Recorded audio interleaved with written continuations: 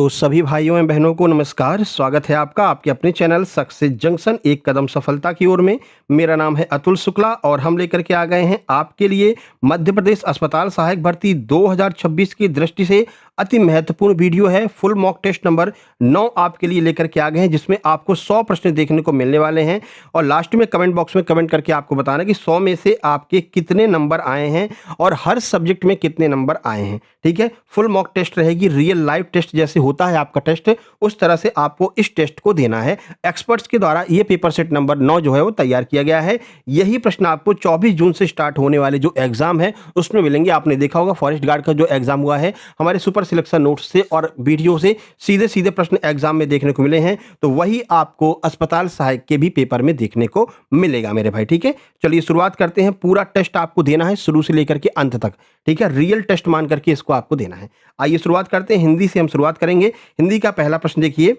पहला प्रश्न है, माता का आंचल पाठ में बच्चों की शिकायत गुरुजी से किस व्यक्ति ने की थी? बच्चे एक व्यक्ति को बहुत चिढ़ाते थे, उस व्यक्ति ने जाकर के गुरुजी से शिकायत की थी। वो व्यक्ति कौन था वो आपसे पूछ रहे हैं। बैजू ने, लेखक के पिता ने, मूसन तिवारी ने या फिर गांव के जमींदार, किसने की थी?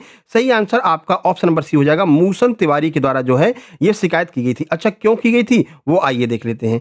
तो शिव पूजन सहाय द्वारा रचित माता का आंचल पाठ, तो पहली बात तो ये क्लियर होगी, माता का आंचल पाठ किसने लिखा है? शिव पूजन सहाय ने लिखा। ठीक है, जब बच्चे रास्ते में जाते हुए एक बूढ़े व्यक्ति मूसन तिवारी को चढ़ाते हैं, बुढ़वा बेईमान मांगे करेला का चोखा, तो मूसन तिवारी क्रोधित होकर सीधे पाठशाला जाकर के गुरुजी से बच्चों की शिकायत कर देते हैं। तो किसने शिकायत की थी? मूसन तिवारी ने शिकायत की थी। आगे बढ़ते हैं, अगला प्रश्न।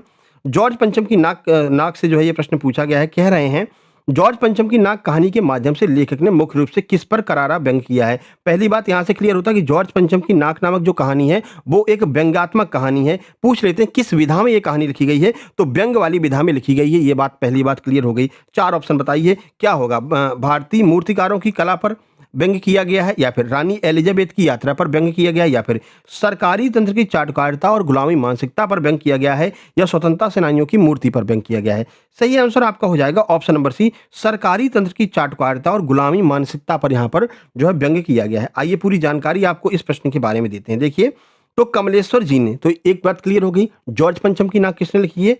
कमलेश्वर जी के द्वारा ये कहानी लिखी गई है। ठीक है, पाठ में व्यंग किया कि आजाद होने के बावजूद भारतीय अधिकारी और नेता विदेशी शासकों को खुश करने के लिए अपनी नाक यानी कि आत्मसम्मान कटाने को तैयार रहते हैं।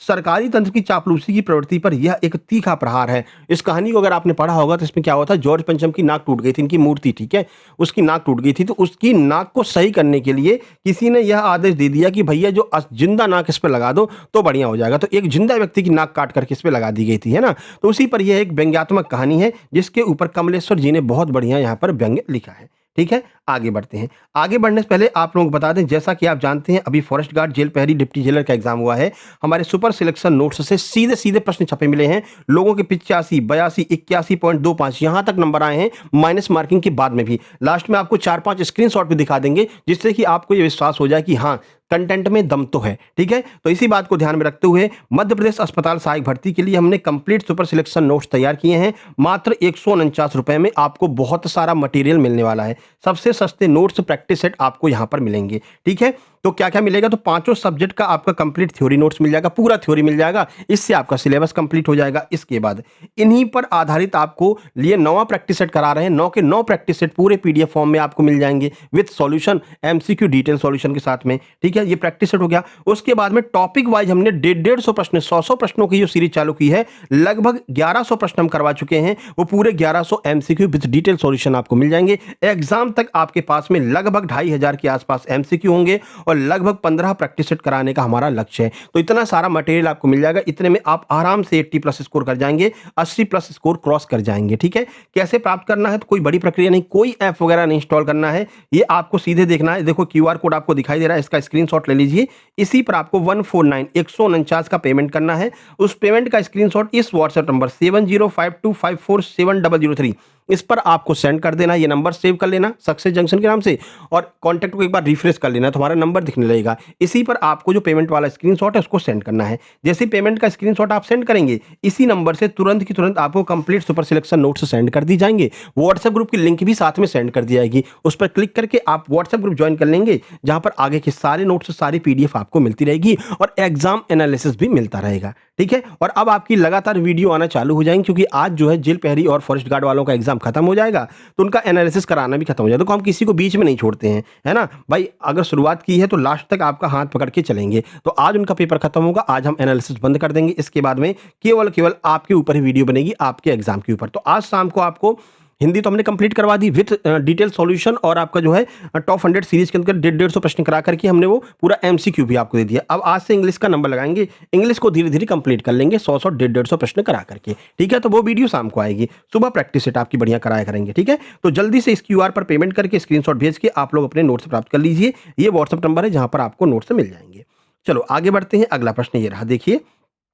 तो साना साना हाथ जोड़ी यात्रा वृतांत में लेखिका मधु कांवरिया ने किस शहर की सुंदरता का वर्णन किया है? तो लेखिका मधु कांवरिया सिक्किम के गंगटोक में घूमने गई हैं, और यह उनका एक यात्रा वृतांत है। ध्यान रखना, विधा ध्यान रखना, कौन सी विधा में ये लिखा गया है साना साना हाथ जोड़ी, तो ये उनका यात्रा वृतांत है। यात्रा वृतांत का अर्थ होता है आप कहीं यात्रा पर जा रहे हैं तो क्या क्या आपके साथ में हुआ, क्या क्या आपने महसूस किया, उसको आप अगर लिखते हैं तो हम उसको क्या कहते हैं, इसको कहते हैं यात्रा वृतांत। तो साना साना हाथ जोड़ी एक यात्रा वृतांत है। किसका है? मधु कांकरिया जी का है। अब आइए देख लेते हैं, तो सही आंसर गंगटोक हो जाएगा, यानी कि सिक्किम के गंगटोक की इन्होंने व्याख्या की है। देखिए, इस पाठ में लेखिका ने सिक्किम की राजधानी गंगटोक और उसके आगे हिमालय तक की यात्रा का वर्णन किया है।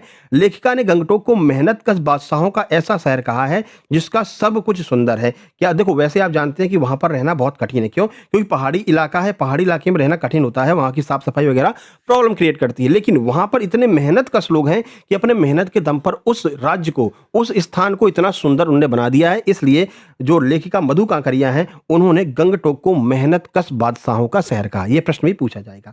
अगला प्रश्न है, बुंदेले हर बोलों के मुंह हमने सुनी कहानी थी, खूब लड़ी मर्दानी वो तो झांसी वाली रानी थी। इस काव्य में कौन सा रस आपको दिखाई देता है, बताइए। तो इस कहानी को पढ़ते ही हमारे अंदर वीर रस का संचार हो जाता है। ऑप्शन नंबर बी हमारा सही आंसर हो जाएगा। उत्साह इसका स्थायी भाव होता है। अभी फॉरेस्ट गार्ड जेल पहरी एग्जाम में बहुत सारे प्रश्न में आपको रस और उसके स्थायी भाव के प्रश्न पूछे गए हैं ना, तो ये हमको एक्सपीरियंस रहता है भाई, क्योंकि हम हर एक एग्जाम का एनालिसिस करवाते हैं, चाहे वो आबकारी हो, पुलिस हो, चाहे आपका फॉरेस्ट गार्ड हो, एमपीएसआई हो, तो हमको पता भाई कहाँ से क्वेश्चन आते हैं।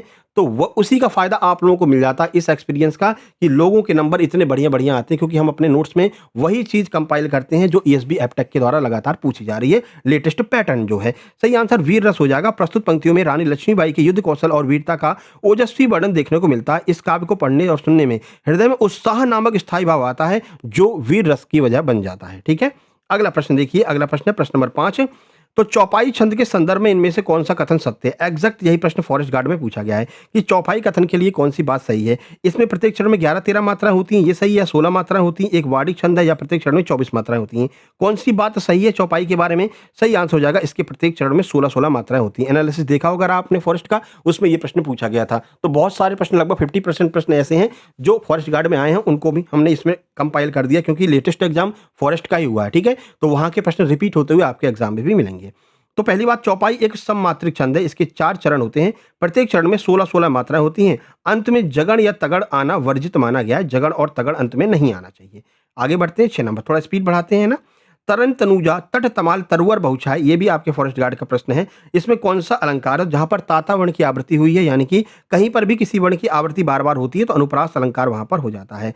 तो पंक्ति में ता वर्ण की आवृत्ति एक से अधिक बार तरन तनुजा तट तमाल तरुवर में हुई है। काव्य में जहां किसी एक ही व्यंजन की बार बार आवृत्ति होने से चमत्कार उत्पन्न होता है, वहां पर अनुप्रास अलंकार होता है। और 90% प्रश्न अनुप्रास अलंकार के ही फॉरेस्ट और जेल पहरी में पूछे गए हैं। चलो अगला प्रश्न है, पवन शब्द का सही संधि विच्छेद क्या होगा और यह किस संधि का उदाहरण है? 2 तरह से प्रश्न बना सकता है, एक तो संधि पूछेगा, एक संधि का उदाहरण पूछेगा। दोनों हमने कवर कर लिए हैं। बताइए, पा प्लस 1 व्यंजन संधि हो जाएगा, पो प्लस 1 अयादि हो जाएगा, पौ प्लस 1 अयादि हो जाएगा, या फिर पा प्लस 1 विसर्ग हो जाएगा। क्या होगा बताइए, आंसर लगा लीजिए। सही आंसर ऑप्शन नंबर बी हो जाएगा। पो प्लस अन अर्थात पवन और अयादि स्वर संधि का यह उदाहरण हो जाएगा। यहाँ पर डिटेल सॉल्यूशन है, आप देख सकते हैं, इसको आराम से पढ़ लेना मेरे भाई, है ना। अगला, चतुर्भुज शब्द का समास विग्रह क्या होगा? समास विग्रह 4 हैं भुजाएं जिनकी अर्थात भगवान विष्णु, इसमें कौन सा समास है? देखो समास दो तरह के आपको दिए जाएंगे, ये वाले जो कंफ्यूज करेंगे। एक तो चतुर्भुज है, चतुर्भुज में भाई द्विगु भी हो सकता है और बहुब्री भी हो सकता है। द्विगु क्यों होगा तो हमने आपको बताया था द्विगु समास क्यों होता है, अभी हमने टॉप 100 वीडियो कराई है जो है रस छंद अलंकार संज्ञा, इसकी मतलब की पूरे ग्रामर की, कल ही वीडियो डाली है, आप लोग देख लेना। 150 प्रश्न हमने कल कराए एमसीक्यू में, उसमें भी आपको बताया था कि द्विगु समास और बहुब्री में कन्फ्यूजन रहता है, लेकिन यहाँ पर खुद वो बोल रहा है कि चतुर्भुज का अर्थ हम तुमको बता रहे हैं, इसका समास विग्रह 4 है भुजाएं जिनकी अर्थात भगवान विष्णु। तो जब आपको तीसरा अर्थ मिल रहा है तो बिना कुछ सोचे विचारे आपको बहुब्रीही समास लगा ही देना है, क्योंकि खुद वो बता रहा है, ठीक है ना। तो कंफ्यूजन की कोई बात ही नहीं है। तो बहुब्रीही में क्या होता है, जब भी किसी समास विग्रह करने पर तीसरा अर्थ हमको प्राप्त होता है।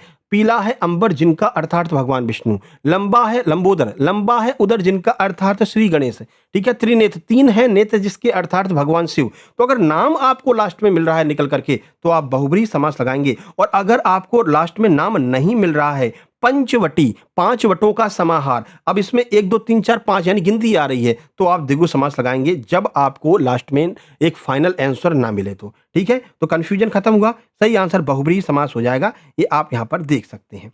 अब 9 नंबर पर चलते हैं। 9 नंबर देखिए क्या कह रहा है, लोकोक्ति है अधजल गगरी छलकत जाए, इसका सही अर्थ क्या हो जाएगा? तो कम ज्ञान होने पर भी बहुत अधिक दिखावा करना, इसका सही आंसर हो जाएगा अधजल गगरी छलकत जाए, ठीक है। जिन पे कम ज्ञान होता है तो वो बहुत ज्यादा दिखावा करते हैं, और जिसके पास में ज्ञान होता है यानी जिसकी गागर भरी रहती है तो वो गागर कभी छलकती नहीं है, ठीक है ना। वो अंदर ही ज्ञान को रखता है, जब जरूरत पड़ती है तब वो लोगों को ज्ञान देता है। आसमान सिर पर उठाना, इस मुहावरे का सटीक अर्थ क्या हो जाएगा? अत्यधिक शोरगुल करना, बहुत भारी वजन उठा लेना, अपनी जिद पर अड़े रहना या असंभव कार्य को संभव कर दिखाना। सही आंसर ऑप्शन ए हो जाएगा, अत्यधिक शोरगुल और उपद्रव मचाना, यह इसका जो है सही आंसर होगा। देखिए जब कोई व्यक्ति या बच्चे बहुत ज्यादा शोर मचाते हैं, हंगामा खड़ा कर देते हैं, तो इस मुहावरे का प्रयोग किया जाता है। उदाहरण, अध्यापक की कक्षा में आते ही बच्चों ने आसमान सिर पर उठा लिया, यानी बच्चों ने शोर करना शुरू कर दिया। आगे बढ़े, अगला 11 नंबर है, देशभक्ति पर आधारित मार्मिक कहानी नेताजी का चश्मा के रचयिता यानी लेखक कौन है? राम वृक्षबेनीपुरी, यशपाल, स्वयं प्रकाश या फिर सर्वेश्वर दयाल सक्सेना। सही आंसर हो जाएगा ऑप्शन सी, स्वयं प्रकाश। नेताजी का चश्मा प्रसिद्ध साहित्यकार स्वयं प्रकाश जी के द्वारा रचित है। उनका जन्म 1947 में मध्य प्रदेश के इंदौर में, इसलिए आपके लिए बहुत ज्यादा महत्वपूर्ण है। स्वयं प्रकाश का जन्म 1947 मध्य प्रदेश के इंदौर में हुआ था। यह कहानी इस बात को रेखांकित करती है कि देशभक्ति का संबंध केवल फौजियों से नहीं बल्कि एक साधारण नागरिक से भी है। इसी आधार पर स्वयं प्रकाश जी ने नेताजी का चश्मा कहानी लिखी है मेरे भाई। आगे बढ़े, 12 नंबर, राम लक्ष्मण भरत शत्रुघ्न, राम लक्ष्मण परशुराम संवाद से है।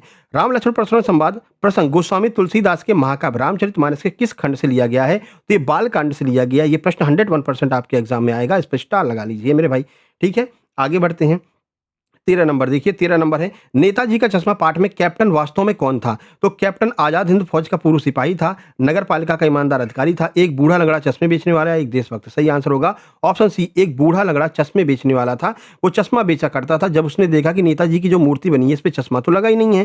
भाई नेताजी की मूर्ति किसी मूर्तिकार ने थोड़ी बनाई थी, वही हाई स्कूल के पेंटर थे उन्होंने बना दी थी, चश्मा लगाना भूल गए थे वो। तो फिर हालदार साहब सोचते हैं कि कैप्टन कोई फौजी होगा, लेकिन वास्तव में वह एक बूढ़ा मरियल और लंगड़ा आदमी था जो फेरी लगाकर चश्मे बेचता था। उसके हृदय में नेताजी के प्रति अपार सम्मान था, इसलिए वह उनकी बिना चश्मे वाली मूर्ति पर चश्मा लगा देता था, असली चश्मा लगा देता था। हालदार साहब बार बार यही देखते थे, हर बार आते हैं हर बार इसको नया चश्मा लगा हुआ मिलता है इस मूर्ति पर, ऐसा क्या रीजन है? तो फिर उनको ये सारी बातें पता चली थी। अगला है, हालदार साहब को हर बार कस्बे के चौराहे से गुजरते समय नेताजी की मूर्ति पर क्या बदलाव दिखाई देता था? अभी हमने आपको बताया कि नेताजी की मूर्ति पर क्या बदलाव होता था। तो मूर्ति का चश्मा जो है ना वो हर बार बदल जाता था। क्यों? क्योंकि हर बार वो नया चश्मा लगा कर जाता था, कोई ना कोई इसको निकाल लेता था। लेकिन वो कैप्टन इतना ईमानदार था, इतना मतलब देशभक्त था कि वो कहता ठीक है निकाल लिया तो निकाल लिया, हर बार वो नया चश्मा लगा जाता था। देखिए तो चौराहे पर नेताजी सुभाष चंद्र बोस की संगमरमर की मूर्ति थी, लेकिन उस पर संगमरमर का चश्मा नहीं लगा था।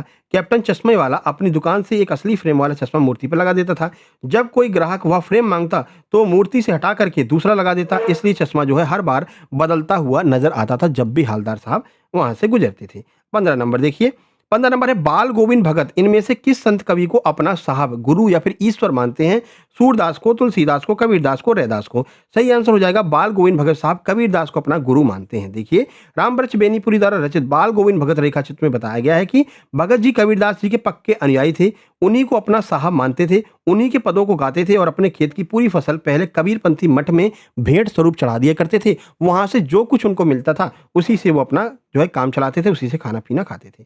16 नंबर, अपने इकलौते बेटे की मृत्यु हो जाने पर बाल गोविंद भगत की क्या प्रतिक्रिया थी? बाल गोविंद भगत ने क्या कहा जब उनके इकलौते बेटे की मृत्यु हो गई?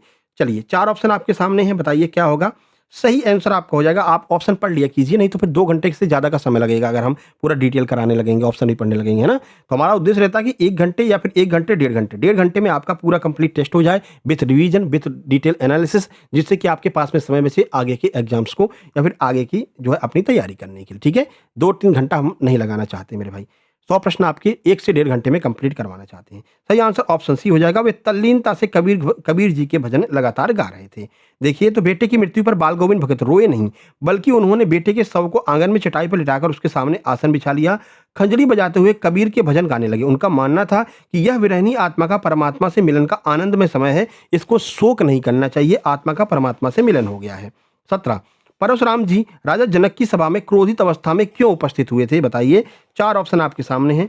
सही आंसर हो जाएगा ऑप्शन नंबर सी, अपने गुरु शिव जी का धनुष टूटने के कारण। शिव जी का धनुष टूट गया था, इसकी वजह से क्रोधित होकर के परशुराम जी जनक के जो है दरबार में आ गए थे। भगवान शिव परशुराम जी के गुरु थे।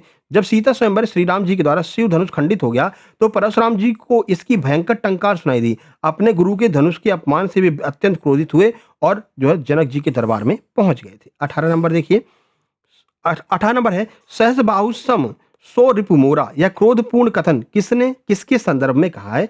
तो पहली बात तो परशुराम जी ने कहा था और शिव धनुष तोड़ने वाले के संदर्भ में कहा था। परशुराम जी ने कहा कि ये शिव धनुष जिसने तोड़ा है वो सहस बाहु के समान जो है हमारा दुश्मन हो गया है। सहस बाहु कौन था? आइए देखते हैं। तो परशुराम जी ने क्रोध में आकर कहा कि हे राम, जिसने भी शिव के इस धनुष को तोड़ा है वो सहस्त्रबाहु 1000 भुजाओं वाला राजा जिसका वध परशुराम ने किया था कि सामने मेरा भयंकर शत्रु है और वो इस सभा से अलग हो जाए। तो भगवान श्री राम बाहर निकल करके आते हैं और कहते हैं कि प्रभु वो आपका कोई ना कोई दास ही होगा जिसने ऐसा किया है और वो दास मैं ही हूं। ठीक है, तो ये वचन जो है उनको शीतलता पहुंचाते हैं परशुराम जी को। अगला, नीलकंठ शब्द में समास की पहचान कीजिए विशेष अर्थ के संदर्भ में। ऑलरेडी दे रखा है विशेष अर्थ के संबंध में। अर्थात नीलकंठ का अर्थ हो जाएगा नीला है कंठ जिसका, और अर्थार्थ हो जाएगा भगवान शिव। भगवान शिव ने जब जहर पिया था, जब विष पिया था, कंठ में रोक लिया था, कंठ उनका नीला हो गया था। तो कह रहे हैं कि विशेष संदर्भ के अर्थ में अगर बात की जा रही है तो क्या हो जाएगा? तो यहाँ पर बहुब्रीहि समास हो जाएगा। अगर ये विशेष संदर्भ ये बात ना लगी होती तो फिर यहाँ पर कोई और अलंकार हो सकता था, लेकिन खुद वो कह रहे हैं विशेष, यानी अगर इसमें विशेष शब्द नहीं लगता तो कर्मधारय हो जाता, लेकिन वो कह रहे हैं कि भाई विशेष अर्थ आपको मिलेगा। अगर विशेष अर्थ हमको मिल रहा है तो अभी आपको बताया था बहुब्रीहि समास आपको लगाना होगा। ठीक है, 20 नंबर देखिए, यद्यपि शब्द का सही संधि विच्छेद क्या होगा और ये किस संधि का उदाहरण है? हर तरह के प्रश्नों को आपको हम जो है करा रहे हैं, किस तरह से प्रश्न आपके एग्जाम में अब आ रहे हैं डिजाइन होकर के।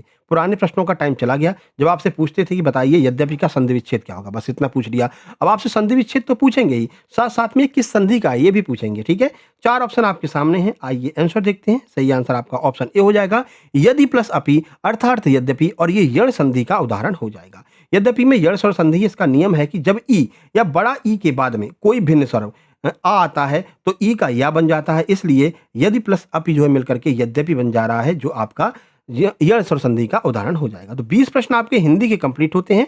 अब आप कमेंट बॉक्स में बताएंगे 20 में से आपके हिंदी में कितने नंबर आए हैं। हम बढ़ते हैं अगले सब्जेक्ट जो है आपका math.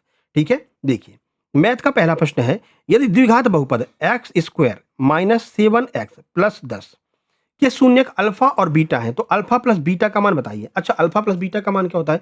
Sir alpha plus beta का मान होता है माइनस के बी बटे ए। ये कल ही आपको हमने पढ़ाया था, कल हमने बहुपद वाला, कल या परसों हमने बहुपद की मैराथन कराई है। ठीक है ना, आपके मैथ के टॉपिक बहुपद की, उसको आप देख लेना। तो पूरा का पूरा बहुपद के सारे नियम करा रखे हैं और पूरा एग्जाम्पल विथ क्वेश्चन सॉल्यूशन करके आपको बताया है। तो परसों वाली वीडियो देख लेना, और इसका जो है पीडीएफ जो है इसका हमने नोट्स ग्रुप में डाल दिया। जिन लोगों ने नोट्स लिया उनके पास इसका पीडीएफ पहुंच गया होगा। ठीक है, तो आप कह रहे हैं कि भाई अल्फा प्लस बीटा का मान हम जानते हैं माइनस बी बटे ए होता है। अब यहाँ पर देखिए, एक तो माइनस ये सूत्र का हो गया, दूसरा ये -7 है तो एक माइनस इसका हो गया। ठीक है, तो ये बी हो जाएगा 7 और बटे में ए के आगे तो कुछ लिखा ही नहीं भाई, तो यहाँ पर 1 हो जाएगा, यानी कि माइनस का माइनस से गुणा करेंगे तो प्लस का 7 हमारा आंसर हो जाएगा, जो कि ऑप्शन नंबर किस में दिया? ऑप्शन नंबर सी में दिया है। अच्छा, एक ट्रिक आपको ध्यान रखनी है। ट्रिक क्या है? जब आपको आगे, सबसे आगे, किसी भी बहुपद के सबसे आगे अगर कुछ नहीं दिखाई दे रहा है तो अगर आपसे पूछा जा रहा है कि भाई इसका योग क्या होगा, तो जो बीच वाला पार्ट है उसका जो चिन्ह है वो चिन्ह परिवर्तित करके लिख दीजिए, आपका आंसर हो जाएगा। माइनस का साथ है तो प्लस का साथ हो जाएगा,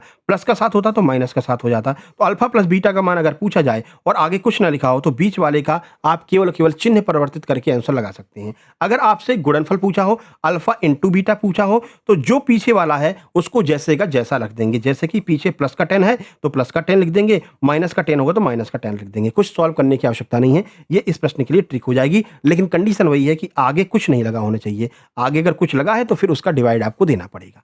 ठीक है, समझ में आ गया? चलिए अब आगे बढ़ते हैं। आगे कुछ ऐसा क्वेश्चन आएगा तो आपको अच्छे से समझा देंगे। देखिए अगला प्रश्न ये रहा आपके सामने। देखिए कह रहे हैं कि वह द्विघात बहुपद क्या होगा जिसके शून्यकों का योग 4 है और गुणनफल 1 है। यानी बोल रहे हैं भाई अल्फा प्लस बीटा है ना, इस अल्फा प्लस बीटा का मान हम आपको 4 दे रहे हैं। ठीक है, और अल्फा इंटू बीटा जो है, इस अल्फा इंटू बीटा का मान आपको 1 दिया गया है। अब आपको वो बहुपद बताना है कि वो बहुपद कौन सा हो जाएगा।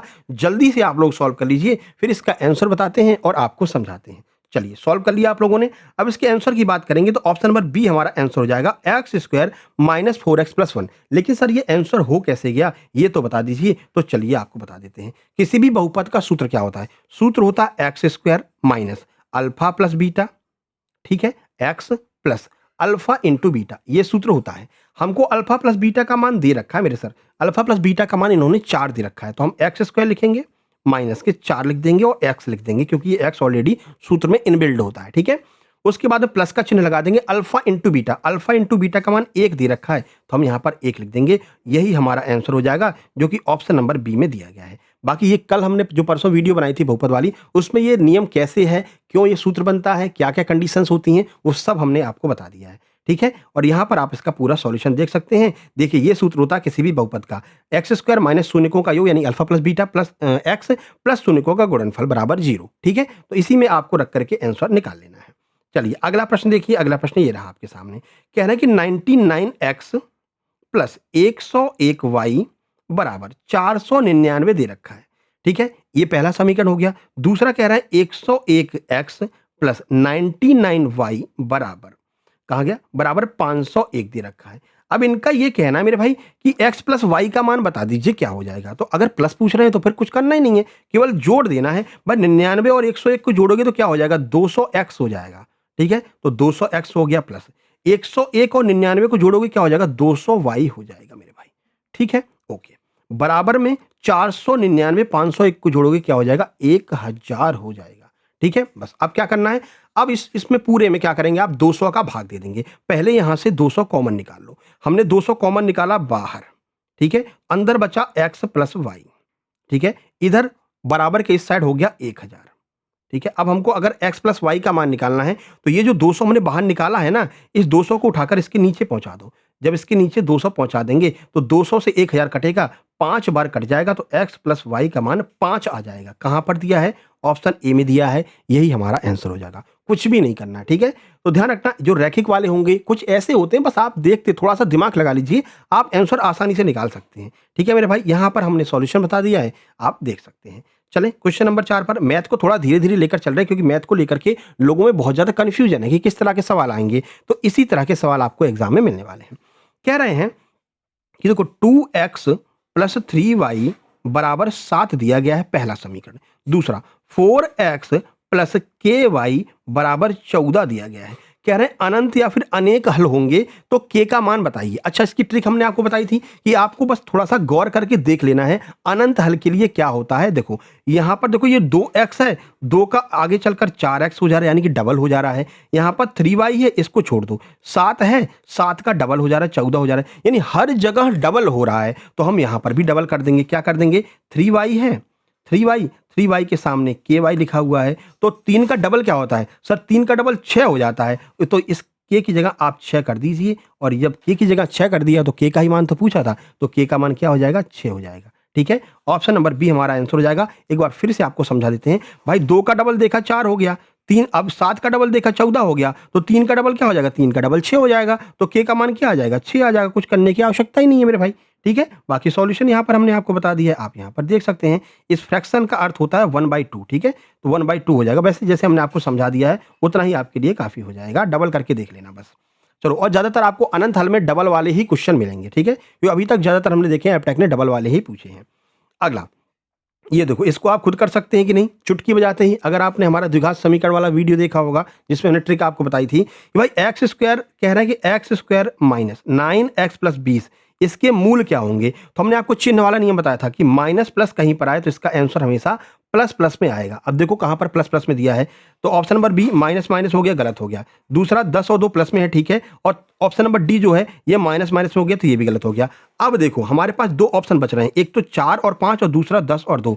अब हमको पता है कि भाई इसको सॉल्व कैसे करते हैं, तो हमको एक ऐसी संख्या ढूंढनी पड़ती है कि जिसका गुणा करें तो 20 आए और जोड़े घटाएं तो 9 आए। ऐसी संख्या कौन सी होगी सर, 5 और 4 होगी, गुणा करेंगे तो 20 आएगा और जोड़ेंगे तो 9 आएगा, यानी हमारा आंसर 5 और 4 होगा, और वो भी प्लस का होगा, क्योंकि चिन्ह तो हमने पहले ही पता कर लिया है कि माइनस प्लस अगर हो तो प्लस प्लस आता है। तो ऐसे में 5 और 4 प्लस प्लस में कहां पर दिया है, ऑप्शन ए में दिया है, तो यही हमारा आंसर हो जाएगा। ठीक है मेरे भाई, वो वाली वीडियो आप देख लेना तो आपको बहुत अच्छे से ये ट्रिक समझ में आ जाएगी। अगला प्रश्न नंबर 6 देखिए, देखो प्रश्न नंबर 6 कह रहे हैं 2x square minus 4x plus 3 इसके मूलों की प्रकृति कैसी होगी। तो इसके लिए मूलों की प्रकृति ज्ञात करने के लिए हम क्या करते हैं, हम विविक्तर निकालते हैं, डी का मान निकालते हैं, और डी बराबर क्या होता है सर, डी बराबर होता है बी स्क्वायर माइनस 4ac। अगर इसका मान माइनस में आता है तो क्या हो जाएगा कि जो कोई वास्तविक मूल नहीं होंगे अगर इसका मान माइनस में आएगा। पहले चलो इसको सॉल्व करके देख लेते हैं। देखो तो डी बराबर बी स्क्वायर का मतलब क्या हो गया, 4 का स्क्वायर 16 हो जाएगा, बी स्क्वायर माइनस 4 इंटू ए का मान 2 हो जाएगा, फिर सी का मान 3 हो जाएगा बराबर 0। तो 16 माइनस 4 दूनी 8, 8 3 24, तो ये हो गया माइनस के 4, यानी कि इसका मान जो है ना माइनस में आ गया है। अब अगर माइनस में इसका मान आ गया यानी कि डी का मान जो है वो माइनस में आ गया है, अर्थात जो डी है वो 1 से छोटा है, क्योंकि माइनस में चला गया, 0 से भी छोटा हो जाएगा, यानी कि यहां पर हो जाएगा ये वाला कंडीशन बनेगी। और जब भी ऐसी कंडीशन बनती है कि यानी 0 जो है वो डी से बड़ा बनता है, तो ऐसी कंडीशन में जो आंसर आएगा उसको हम कहेंगे कोई वास्तविक मूल्य नहीं है। ठीक है, अगर माइनस में जाएगा तो हम कहेंगे कोई वास्तविक मूल्य नहीं है। इसको अच्छे से याद कर लो। वैसे अभी इस पर हम टॉप 100 करवाने वाले हैं, ठीक है ना, 2 टॉपिक को लेकर के टॉप 100 मैथ की करवाने वाले हैं, उसमें हम इसको लेंगे रैखिक समीकरण को। अगला वीडियो यही होगा, ठीक है, कल, ठीक है ना, तो उसमें ये सारे नियम को करवा देंगे, कब आपका वास्तविक समान होगा, कब वास्तविक भिन्न होगा, कब मूल नहीं होगा, ये सब करा देंगे। तो थोड़ा सा आप इंतजार कर लीजिए, बाकी सॉल्यूशन हमने आपको यहाँ पर बता दिया है। चलिए आगे बढ़ते हैं। अब देखो यहाँ पर डबल कंडीशन वाला प्रश्न आ गया, कह रहे हैं कि दो समरूप त्रिभुजों के परिमापों का अनुपात 3:5 दे रखा है, तो क्षेत्रफल का अनुपात आपसे पूछा है, बताइए क्या होगा। जल्दी से देखिए, 4 ऑप्शन आपको दिखा दे, चारों, चौथा ऑप्शन नीचे दब गया यहाँ पर, ये लो, ये हो गया चौथा ऑप्शन। अब बताओ क्या होगा। तो अगर परिमापों का अनुपात दे रखा है, क्षेत्रफल का अनुपात पूछ रखा है, तो इसका आंसर क्या हो जाएगा, आप लोग लगा दीजिए। सही आंसर ऑप्शन बी 9 और 25 हो जाएगा। ठीक है, ऐसा होता क्यों है, तो जब भी कभी आपको किसी भी त्रिभुज के क्षेत्रफल का अनुपात हमेशा जो है उनकी संगत भुजाओं के परिमाप के वर्ग होता है। ठीक है, पहले भी आपको बताया था कि जो उसका क्षेत्रफल होगा वो भुजा का स्क्वायर होता है। भुजा का क्या होता है, स्क्वायर होता है, और परिमाप क्या होता है, भुजाओं का योग होता है। तो बस भुजा का स्क्वायर कर दीजिए। भुजा की वैल्यू हमको दे रखी थी, क्या दे रखी थी, 3 और 5 दे रखी थी, तो इसी का वर्ग कर दीजिए। 3 का वर्ग 9 हो जाएगा, 5 का वर्ग 25 हो जाएगा, 9:25 हमारा आंसर हो जाएगा। ठीक है, अगर देखो परिमाप का अनुपात 3:5 दे रखा है, यानी कि उनकी भुजाओं का अनुपात भी कितना होगा, 3:5 ही भुजाओं का अनुपात होगा। और जो क्षेत्रफल होता है वो क्या होता है, इस भुजा के वर्ग के बराबर होता है। तो 3 का वर्ग 9 हो गया और 5 का 25 हो गया। अगर आपको यहाँ पर क्षेत्रफल का अनुपात दे रखा होता, कहते हैं कि क्षेत्रफल का अनुपात 49:64 है, अब आप भुजाओं का अनुपात बताइए या परिमाप का अनुपात बताइए, तो आप इनका वर्ग मूल ले लेते। ठीक है, तो यहाँ पर 7 आ जाता और यहाँ पर 8 आ जाता, तब 7:8 आ जाता। तो एक दूसरे के अपोजिट होते हैं। परिमाप या भुजाओं का मान दे रखा है, क्षेत्रफल पूछा है तो वर्ग कर देंगे, और क्षेत्रफल दे रखा है, परिमाप या भुजाओं का मान पूछा है तो वर्ग मूल कर देंगे। बस इतना सा डिफरेंस है, आंसर आपका आ जाएगा। ठीक है भाई, आगे बढ़े। इसमें थोड़ा सा समय लगा रहे हैं, इसको हम कवर कर लेंगे सोशल साइंस में, वहां पर थोड़ा स्पीड बढ़ा देंगे। चलिए, कह रहे हैं कि एक समबाहु त्रिभुज की प्रत्येक भुजा 2a है, इसके शीर्ष लंब की लंबाई क्या होगी। हम जानते हैं कि समबाहु त्रिभुज के जो शीर्ष लंब होता है, इसकी लंबाई ज्ञात करने का सूत्र होता है √3/2 भुजा का गुणा कर दीजिए इसमें, ये इसका सूत्र होता है। ठीक है, चलो आप सॉल्व कर लो, फिर हम बताते हैं इसका। तो चलो अब हम इसको सॉल्व करते हैं। √3/2 लिखा हुआ है, भुजा हमको दे रखी कितनी, 2a दे रखी है, यानी कि √3/2 इंटू भुजा का मान 2a दे रखा है, 2 से 2 खत्म हो जाएगा, √3a बचेगा। इसी को आप a√3 भी लिख सकते हैं, जो कि आपका ऑप्शन नंबर ए में दिया है। तो यही हमारा आंसर हो जाएगा। देखो मेंसुरेशन का यही फायदा है, मेंसुरेशन हो गया, ज्यामिति हो गया, इसका यही फायदा, अगर आपको सूत्र याद है तो आपको सेकंड भी नहीं लगने वाला है, ठीक है ना। अगर आपको पता होता है भाई समबाहु त्रिभुज के शीर्ष लंब का सीधा सूत्र √3/2 और भुजा होती है, ठीक है, तो बस आप सीधे इसका आंसर निकाल सकते थे, कुछ करने की आवश्यकता नहीं थी। जिसको सूत्र नहीं याद है फिर उसके लिए भैया समस्या हो सकती है। चलिए अगला प्रश्न ये रहा, कह रहे हैं विषम प्राकृतिक संख्याओं का 25 विषम प्राकृतिक संख्याओं का योग क्या होगा। समांतर श्रेणी आपके एग्जाम में उसमें सिलेबस में दी है, तो वहां से प्रश्न बना है, बताइए क्या होगा इसका आंसर। तो देखो ये 4 ऑप्शन है, आप लोग लगा लीजिए, हम आपको आंसर बताते हैं। तो प्रथम n विषम प्राकृतिक संख्याओं का जो योग होता है वो क्या होता है, n² होता है। केवल जो संख्या दे रखी है उसका वर्ग कर दीजिए। तो संख्या हमको सर 25 दे रखी है, 25 का वर्ग कर देंगे जो 625 के बराबर आएगा। तो यही हमारा आंसर ऑप्शन नंबर ए हो जाएगा। कुछ भी करने की आवश्यकता नहीं है, सूत्र याद रखिए, आंसर लीजिए। सूत्र अगर आपके टिप पर हैं तो आप आंसर तुरंत बताते चले जाएंगे, ठीक है। ये देखिए ये सूत्र होता है कि प्रथम n विषम संख्याओं का सूत्र n² होता है मेरे भाई, n बराबर 25 है तो 25 का वर्ग सीधे 625 आपका आंसर हो जाएगा। चलो ये एक कंडीशन वाला प्रश्न है। देखिए कंडीशन वाला प्रश्न क्या कह रहा है कि किसी समांतर श्रेणी में कह रहे हैं कि किसी समांतर श्रेणी यानी एपी में यदि पीवा पद जो है, पीवा पद क्यू दे रखा है और क्यूवा पद पी दे रखा है, तो पी प्लस क्यू का मान क्या होगा। जब भी आपसे इस तरह का प्रश्न पूछा जाए कि भाई समांतर श्रेणी एपी है, इसमें पीवा पद तो इन्होंने क्यू दे रखा है और क्यूवा पद पी दे रखा है, और पी प्लस क्यू का मान पूछा जाए, 4 ऑप्शन ये रहे आपके सामने, तो उसका मान हमेशा 0 होता है। केवल इतना याद रखना है कि अगर पीवा पद क्यू मान लें, क्यूवा पद पी मान लें और सीधे योग पूछें तो सीधे आपको 0 लगाना है, क्योंकि ये आपस में जाकर के लास्ट में घटाने के बाद में कट जाते हैं और आंसर 0 बचता है। तो बिना कुछ आपको टाइम लगाए सीधे 0 पर टिक करना है।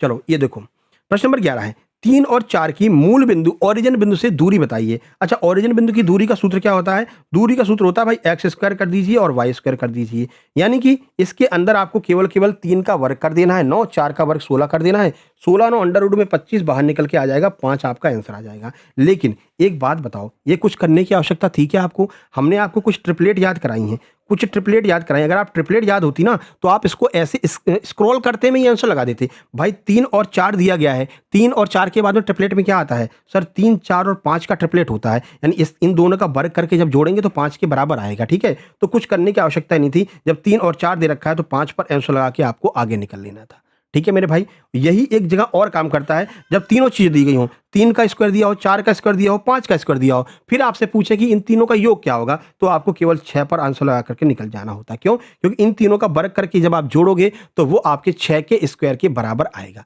ठीक है, मतलब 36 के स्क्वायर के बराबर आएगा। अंडर रूट में 36 आएगा और जब 36 को आप बाहर निकालोगे तो ये 6 हो जाएगा, ठीक है ना। चलिए आगे ऐसा सवाल आने वाला है, तभी आपको दिखाते हैं।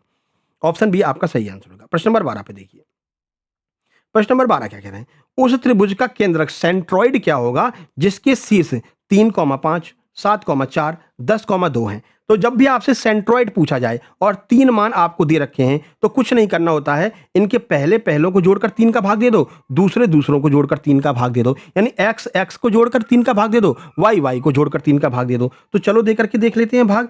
ये 4 ऑप्शन आपके सामने, आप आंसर लगा लेना, हम इसको सॉल्व करके बता देते हैं। तो देखो यहां पर देखिए, यहां पर क्या होगा देखिए, तो देखो x1 का मान क्या है सर 3 है, ठीक है, x2 का मान क्या है सर -7 है, x3 का मान क्या है 10 है। इन तीनों को जोड़िए और 3 का डिवाइड दे दीजिए। तो देखो 10 और 3 जोड़ेंगे 13 हो जाएगा, ठीक है, और 13 में से 7 जाएगा तो 6 बचेगा, और 6 में हम 3 का डिवाइड दे देंगे तो हमारा आंसर आ जाएगा 2। लेकिन माइनस का आएगा कि प्लस का, प्लस का ही आएगा, क्योंकि 10 और 3 तो प्लस के हो जाएंगे, 7 घटाएंगे तो ये जो है प्लस का आ जाएगा, ठीक है। तो प्लस का 2 हो गया।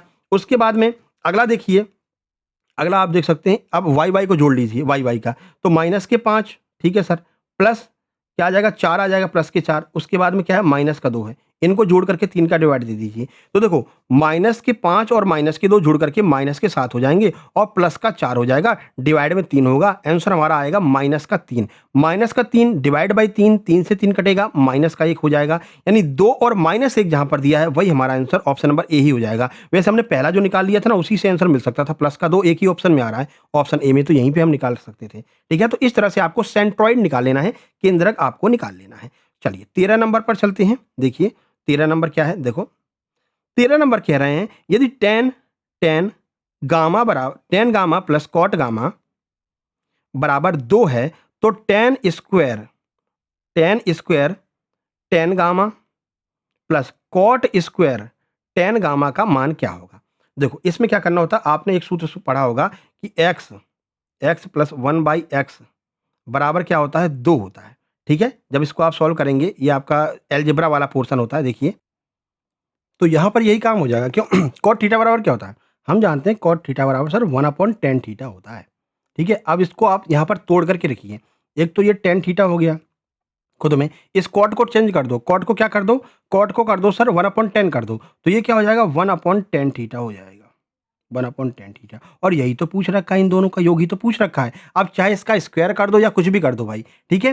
तो अब जैसे x प्लस 1/x बराबर 2 होता है, वैसे 10 प्लस 1/10 बराबर क्या हो जाएगा, 2 हो जाएगा। आपका आंसर ऑप्शन नंबर ए आ जाएगा।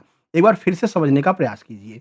अगर हम यहाँ पर tan theta plus 1/tan theta इसको करते हैं, ठीक है, तो ये 2 कैसे आ सकता है, जब थीटा का मान 1 आ जाए, जब थीटा का मान 1 आ जाए भाई, 1 प्लस 1/1 इसको सॉल्व करोगे तो तभी तो 2 आएगा। और थीटा का मान 1 कैसे आ सकता है, मतलब tan का मान 1 कैसे आ सकता है, जब थीटा का मान 45 डिग्री होगा, है ना भाई। tan का मान 1 कैसे आएगा, जब थीटा का मान 45 डिग्री हो जाएगा। तो अब चाहे कितनी भी घात चढ़ा दो तुम, ठीक है, कितनी भी घात चढ़ा दो। अब यहाँ पर कह रहे हैं tan square 10 gamma plus cot square 10 gamma का मान बताइए। भाई हमें ऑलरेडी पता है कि 45 डिग्री का मान 1 होता है, तो यहाँ पर tan स्क्वायर 45 हो जाएगा, ठीक है, प्लस कॉट स्क्वायर 45 हो जाएगा।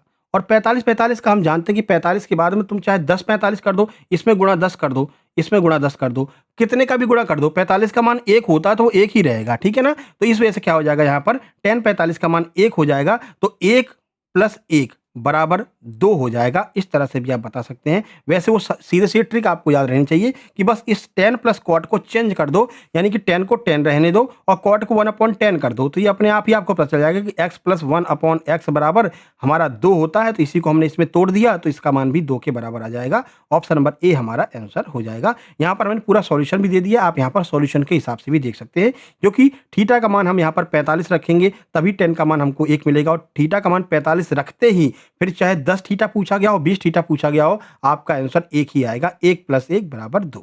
ठीक है, आगे बढ़ते हैं। अगला प्रश्न देखिए, ये रहा आपका अगला प्रश्न। कह रहे हैं कि 9 sec स्क्वायर ए माइनस 9 tan स्क्वायर ए, इसका मान क्या हो जाएगा, बताइए क्या हो जाएगा। तो हम इसमें से 9 कॉमन ले सकते हैं ना, हाँ सर 9 को बाहर निकाल लो, ठीक है 9 को बाहर निकाल लिया। अब अंदर क्या बचेगा, अंदर बचेगा sec स्क्वायर ए माइनस tan स्क्वायर ए। हम जानते हैं कि sec square theta minus tan square theta का मान 1 होता है, बाहर 9 दिया गया है, 9 और 1 का गुणा करेंगे तो 9 1 9 हो जाएगा। ऑप्शन बी हमारा आंसर हो जाएगा। सॉल्यूशन आप यहाँ पर देख सकते हैं, sec square theta minus tan square theta, इसका मान 1 होता है, 9 हमने कॉमन निकाल लिया था, इस वजह से आपका जो क्या हो जाएगा, 9 में 1 का गुणा होकर के सीधे सीधे आपका आंसर 9 आ जाएगा। ठीक है मेरे भाई, आगे बढ़े। अगला प्रश्न, प्रश्न नंबर 15 कह रहा है भाई sine square 33 plus sine square 57 degree का मान क्या होगा। ये रहे 4 ऑप्शन आपके सामने, पहले आप सॉल्व कर लीजिए, फिर हम आपको आंसर बताते हैं कि इसका आंसर क्या होगा। बताइए, सॉल्व कर लिया आपने, चलिए सही आंसर आपका इसका 1 हो जाएगा। अच्छा, इसका आंसर 1 हुआ कैसे, तो वो देख लीजिए। देखो हम जानते हैं कि साइन स्क्वायर ए प्लस साइन स्क्वायर बी, इसका मान 1 होता है अगर, कब होता है, जब a प्लस बी का मान 90 डिग्री आ जाए। ठीक है, क्या सर a प्लस बी का मान 90 डिग्री आ रहा है, आइए कंडीशन देख लेते हैं।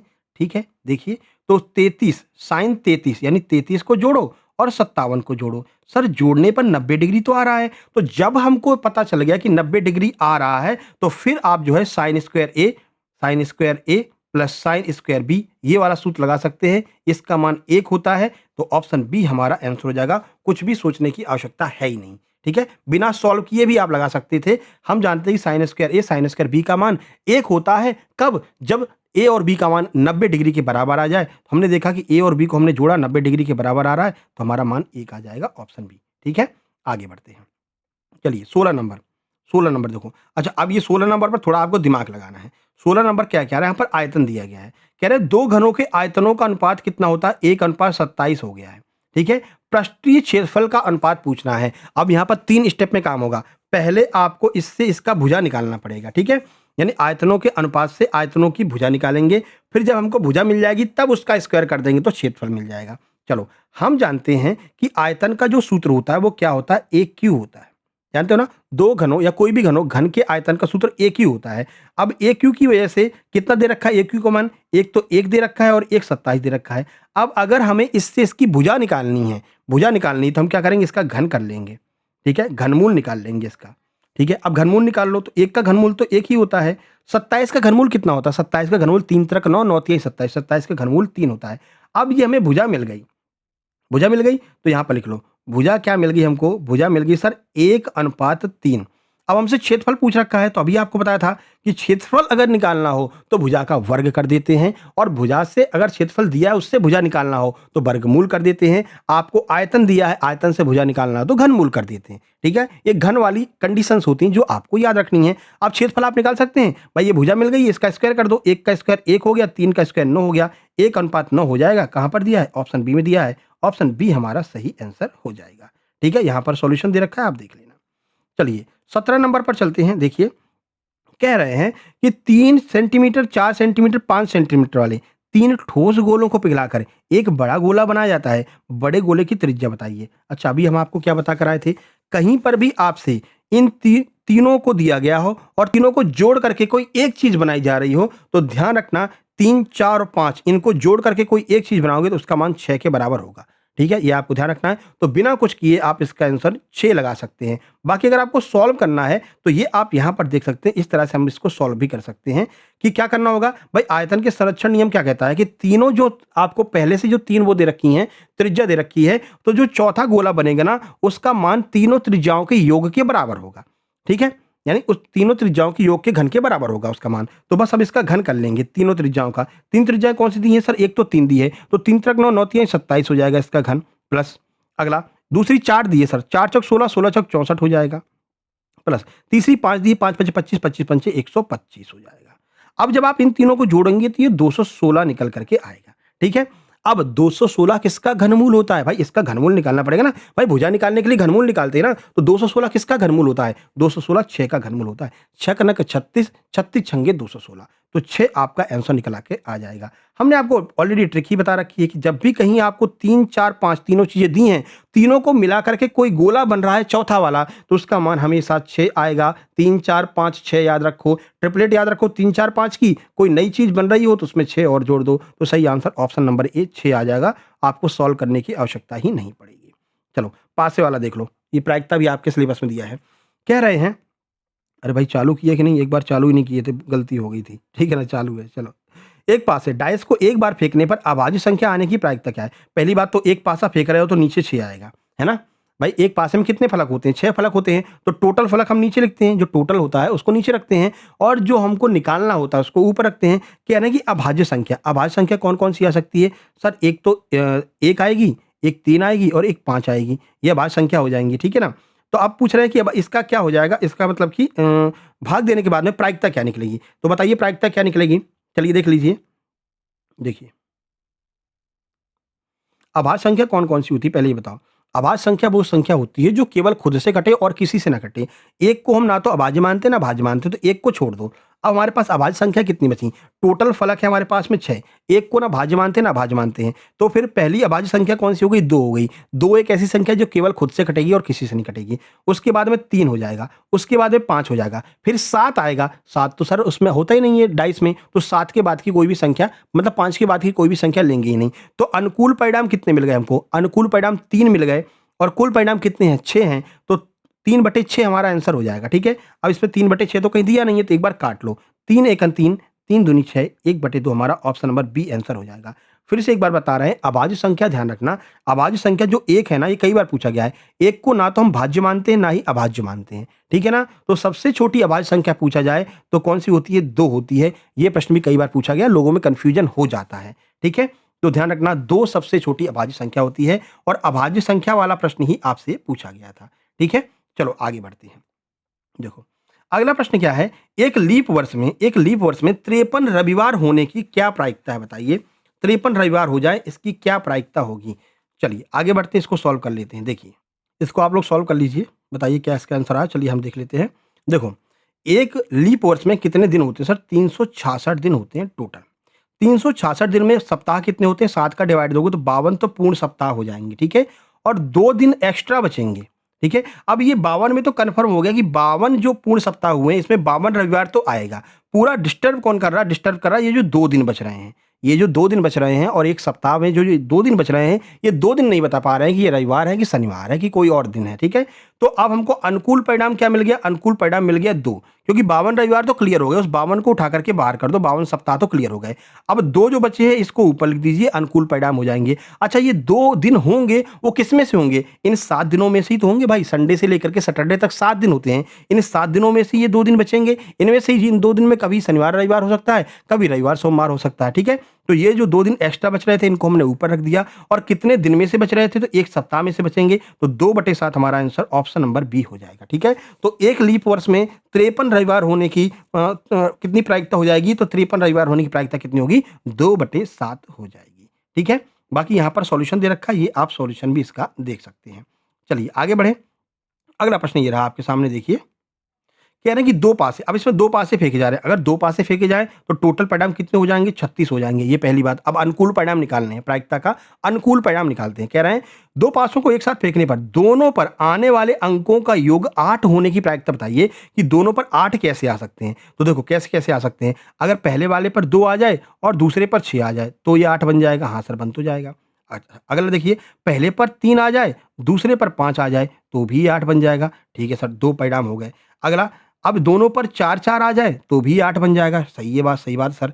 अब 4-4 के बाद में 5 आ जाए पहले पर, दूसरे पे 3 आ जाए तो भी ये बन जाएगा, ये भी सही है। और पहले पर 6 आ जाए दूसरे पर 2 आ जाए तो भी 8 बन जाएगा। तो कुल परिणाम हमारे पास में 36 हो गए। और कंडीशंस हमारे पास में कितनी हो गई, 1 2 3 4 5, 5 कंडीशंस हो गई। टोटल परिणाम 6 हैं। तो हमारा प्रायिकता क्या निकल के आएगी, 36 नीचे 5 ऊपर, 5/36 आंसर होगा। ऑप्शन नंबर ए हमारा आंसर हो जाएगा। इस तरह से मैथ के आपके 20 सवाल कंप्लीट होते हैं। अब जल्दी से बताइए 20 में से आपके कितने नंबर आए हैं मैथमेटिक्स में। और हम बढ़ते हैं आगे, अपना अगला सब्जेक्ट है साइंस। यहाँ पर थोड़ा स्पीड तेज रखें क्योंकि मैथ में हमने काफी टाइम खींच लिया आपको समझाने के चक्कर में, ठीक है। चलिए जो फैक्ट वाले प्रश्न होंगे उनको जल्दी जल्दी करते हुए आगे बढ़ेंगे।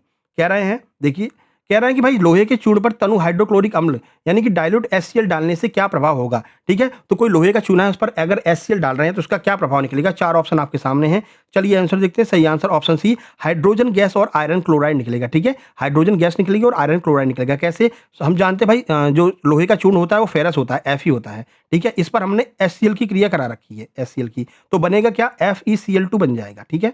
FeCl2 बन जाएगा और जो H2 हाइड्रोजन गैस है वो बाहर निकल जाएगी, ठीक है। अब देखो Cl2 कितना है यहाँ पर, क्लोरीन की अणु कितने हैं, क्लोरीन के अणु 2 हैं और यहाँ पर 1 है, तो बराबर कीजिए। यहाँ पर 2 है तो यहाँ पर भी 2 होना चाहिए। अब हाइड्रोजन के अणु 2 हो गए और हाइड्रोजन यहाँ पर 2 निकल भी रही है, तो यानी कि अब यहाँ पर ये अभिक्रिया संतुलित हो गई। तो संतुलित करना भी आपको आना चाहिए। कई बार संतुलित करने को पूछ लेते हैं, इसको एक बार और प्यार से बढ़िया से समझ लीजिए। देखो ये आपका आयरन है Fe, इस पर हमने HCl की क्रिया करा दी, ठीक है। फाइनल जो उत्पाद हमको मिलेगा वो बनेगा FeCl2, ठीक है। ये उत्पाद हमको मिल गया। अब इसमें हाइड्रोजन गैस बाहर निकलेगी तो हमने एक H कर दिया और 2, क्योंकि हाइड्रोजन H2 के रूप में बाहर निकलेगी, 2 अणु हाइड्रोजन के बाहर निकलेंगे। हमने यहाँ पर देखा कि Cl का जो Cl है, जो क्लोरीन है, उसके 2 अणु हैं। यहाँ पर क्लोरीन के 1 अणु हैं, तो हम यहाँ पर 2 लगा देंगे। अब ये संतुलित हो गई भाई। H के भी 2 परमाणु हो गए, 2 अणु हो गए। देखो H यहाँ पर 2 है, यहाँ पर भी 2 है, Cl2 यहाँ पर भी 2 है, यहाँ पर भी 2 है। तो इस तरह से ये अपक्रिया संतुलित हो गई। तो अपक्रिया संतुलित होने के लिए भी आएगा, संतुलित भी आप कर सकते हैं, ठीक है मेरे भाई। क्वेश्चन नंबर 2 पर चलते हैं। कह रहे हैं कि निम्नलिखित में से कौन सी एक ऊष्मा शोषी अपक्रिया, बताइए कौन सी एक ऊष्मा शोषी अपक्रिया। 4 ऑप्शन आपके सामने हैं। चलिए सीधे आंसर की ओर चलते हैं। सही आंसर आपका ऑप्शन बी हो जाएगा, चूने के पत्थर का अपघटन। तो चूने के पत्थर का अपघटन जो है ये एक ऊष्मा शोषी अपक्रिया है। क्यों सर, आइए वो देख लीजिए। तो चूने के पत्थर CaCO3 को तोड़ने के लिए ऊष्मा हीट की आवश्यकता होती है, जिससे यह कैल्शियम ऑक्साइड CaO और कार्बन डाइऑक्साइड CO2 में बदल जाता है, जिससे अपक्रिया में ऊष्मा का अवशोषण होता है, उसे हम ऊष्मा शोषी कहते हैं। ऐसी कोई भी अपक्रिया जिसमें ऊष्मा का अवशोषण होगा उसे ऊष्मा शोषी अपक्रिया कहते हैं, ठीक है ना। तो इसमें ऊष्मा का अवशोषण हो रहा है, ऊष्मा ली जा रही है ना कि दी जा रही है, तो इसको क्या कहेंगे, चूने का पत्थर का जो अपघटन होता है यह एक ऊष्मा शोषी अपक्रिया होती है। आगे बढ़िए। चींटी के डंक और नेटल के पौधे के डंक में कौन सा प्राकृतिक अम्ल पाया जाता है? तो चाहे चींटी के डंक की बात करें, मधुमक्खी के डंक की बात करें और आपका जो है बिच्छू के डंक की बात करें, इन सब में फॉर्मिक एसिड या फिर मेथनोइक एसिड पाया जाता है, फॉर्मिक अम्ल या मेथनोइक अम्ल पाया जाता है। नेटल का पौधा कैसा होता है? नेटल का पौधा का पत्ती इस तरह से होती है, ठीक है ना, और इसमें ऐसे ऐसे कांटे लगे रहते हैं। ये कांटे अगर आपको चुभ जाए तो वैसा ही अनुभव कराते हैं जैसे किसी बिच्छू ने काट लिया हो, ठीक है। क्यों? क्योंकि इनके भी कांटों में फॉर्मिक एसिड यानी कि मेथनोइक एसिड होता है। तो चींटी के डंक मारने पर जो जलन और दर्द होता है त्वचा में मेथनोइक अम्ल HCOOH की वजह से होता है। इसके प्रभाव को कम करने के लिए बेकिंग सोडा या फिर कोई भी दुर्बल क्षारक का हम प्रयोग करते हैं। कहते नहीं भाई चूना लगा लो, अगर चींटी ने काट लिया या मधुमक्खी ने काट लिया, कहते हैं चूना लगा लो। क्यों? क्योंकि चूना एक जो है क्षार होता है और क्षार अम्ल को निष्क्रिय कर देता है। अगला कह रहे हैं प्लास्टर ऑफ पेरिस प्राप्त करने के लिए जिप्सम को कितने टेम्परेचर पर गर्म करना चाहिए? 4 ऑप्शन आपके सामने हैं। तो प्लास्टर ऑफ पेरिस क्या होता है जानते हैं? प्लास्टर ऑफ पेरिस वही होता है जो हम प्लास्टर लगवाते हैं ना, अपने हाथों पर बंधवाते हैं, वो प्लास्टर ऑफ पेरिस होता है। कह रहे हैं जिप्सम को कितने पर गर्म करने की प्लास्टर ऑफ पेरिस बन जाए? तो 100 डिग्री सेंटीग्रेड या फिर 373 केल्विन। 373 केल्विन वाला ज्यादातर ऑप्शन में आता है, तो 373 केल्विन पर अगर हम गर्म करते हैं तो क्या बन जाता है? प्लास्टर ऑफ पेरिस बन जाता है, ठीक है। यहाँ पर पूरा सॉल्यूशन दिया गया, आप देख लेना। आगे बढ़ते हैं 5 नंबर पर। 5 नंबर कह रहे हैं निम्नलिखित में से कौन सी एकमात्र धातु है जो कमरे के तापमान पर द्रव अवस्था में पाई जाती है? तो ब्रोमीन एकमात्र ऐसी धातु है जो कमरे के तापमान पर द्रव अवस्था में पाई जाती है। और धातु ऐसी कौन सी है? तो पारा एक ऐसी धातु है जो कमरे के तापमान पर द्रव अवस्था में पाई जाती है, ठीक है। 6 नंबर देखिए, लोहे पर जंग से बचाने के लिए उस पर जस्ते जिंक की पतली परत चढ़ाने की प्रक्रिया क्या कहलाती है? मोस्ट इंपोर्टेंट है। तो जिंक की पतली परत चढ़ाने की प्रक्रिया को हम गैल्वनीकरण या फिर यसद लेपन कहते हैं। ये आपके एग्जाम फॉरेस्ट गार्ड में पूछा भी गया है, ये सॉल्यूशन है, देख लेना। 7 नंबर, मानव पाचन तंत्र में कार्बोहाइड्रेट, प्रोटीन और वसा का पूर्ण पाचन किस अंग में होता है? बताइए, कार्बोहाइड्रेट, प्रोटीन और वसा, इसका पूर्ण पाचन कहां पर होता है? 4 ऑप्शन आपके सामने हैं। सही आंसर छोटी आंत हो जाएगा। छोटी आंत, स्मॉल इंटेस्टाइन में इसका जो है पूरा पाचन होता है, ठीक है। ये सॉल्यूशन। 8 नंबर देखते हैं। ये कुछ प्रश्न आपको देखे देखे लग रहे होंगे क्योंकि हमने टॉप 500 के अंदर और टॉप 150 के अंदर ये बहुत सारे प्रश्न करा चुके हैं। टॉपिक वाइज भी तो हम लेकर के चल रहे हैं ना, प्रश्न तो वही है मेरे भाई, है ना। तो 150 प्रश्नों की जो सीरीज लेकर के चल रहे हैं उसके भी प्रश्न आपको जो है इसमें देखने को मिलेंगे, है ना। चलिए आगे बढ़ते हैं। रक्त का कौन सा अवयव चोट लगने पर रक्त का थक्का क्लॉट जमाने के लिए काम करता है? क्लॉट जमाने का काम कौन करता है बताओ? आरबीसी करती है, डब्ल्यूबीसी करती है, प्लाज्मा या प्लेटलेट्स से?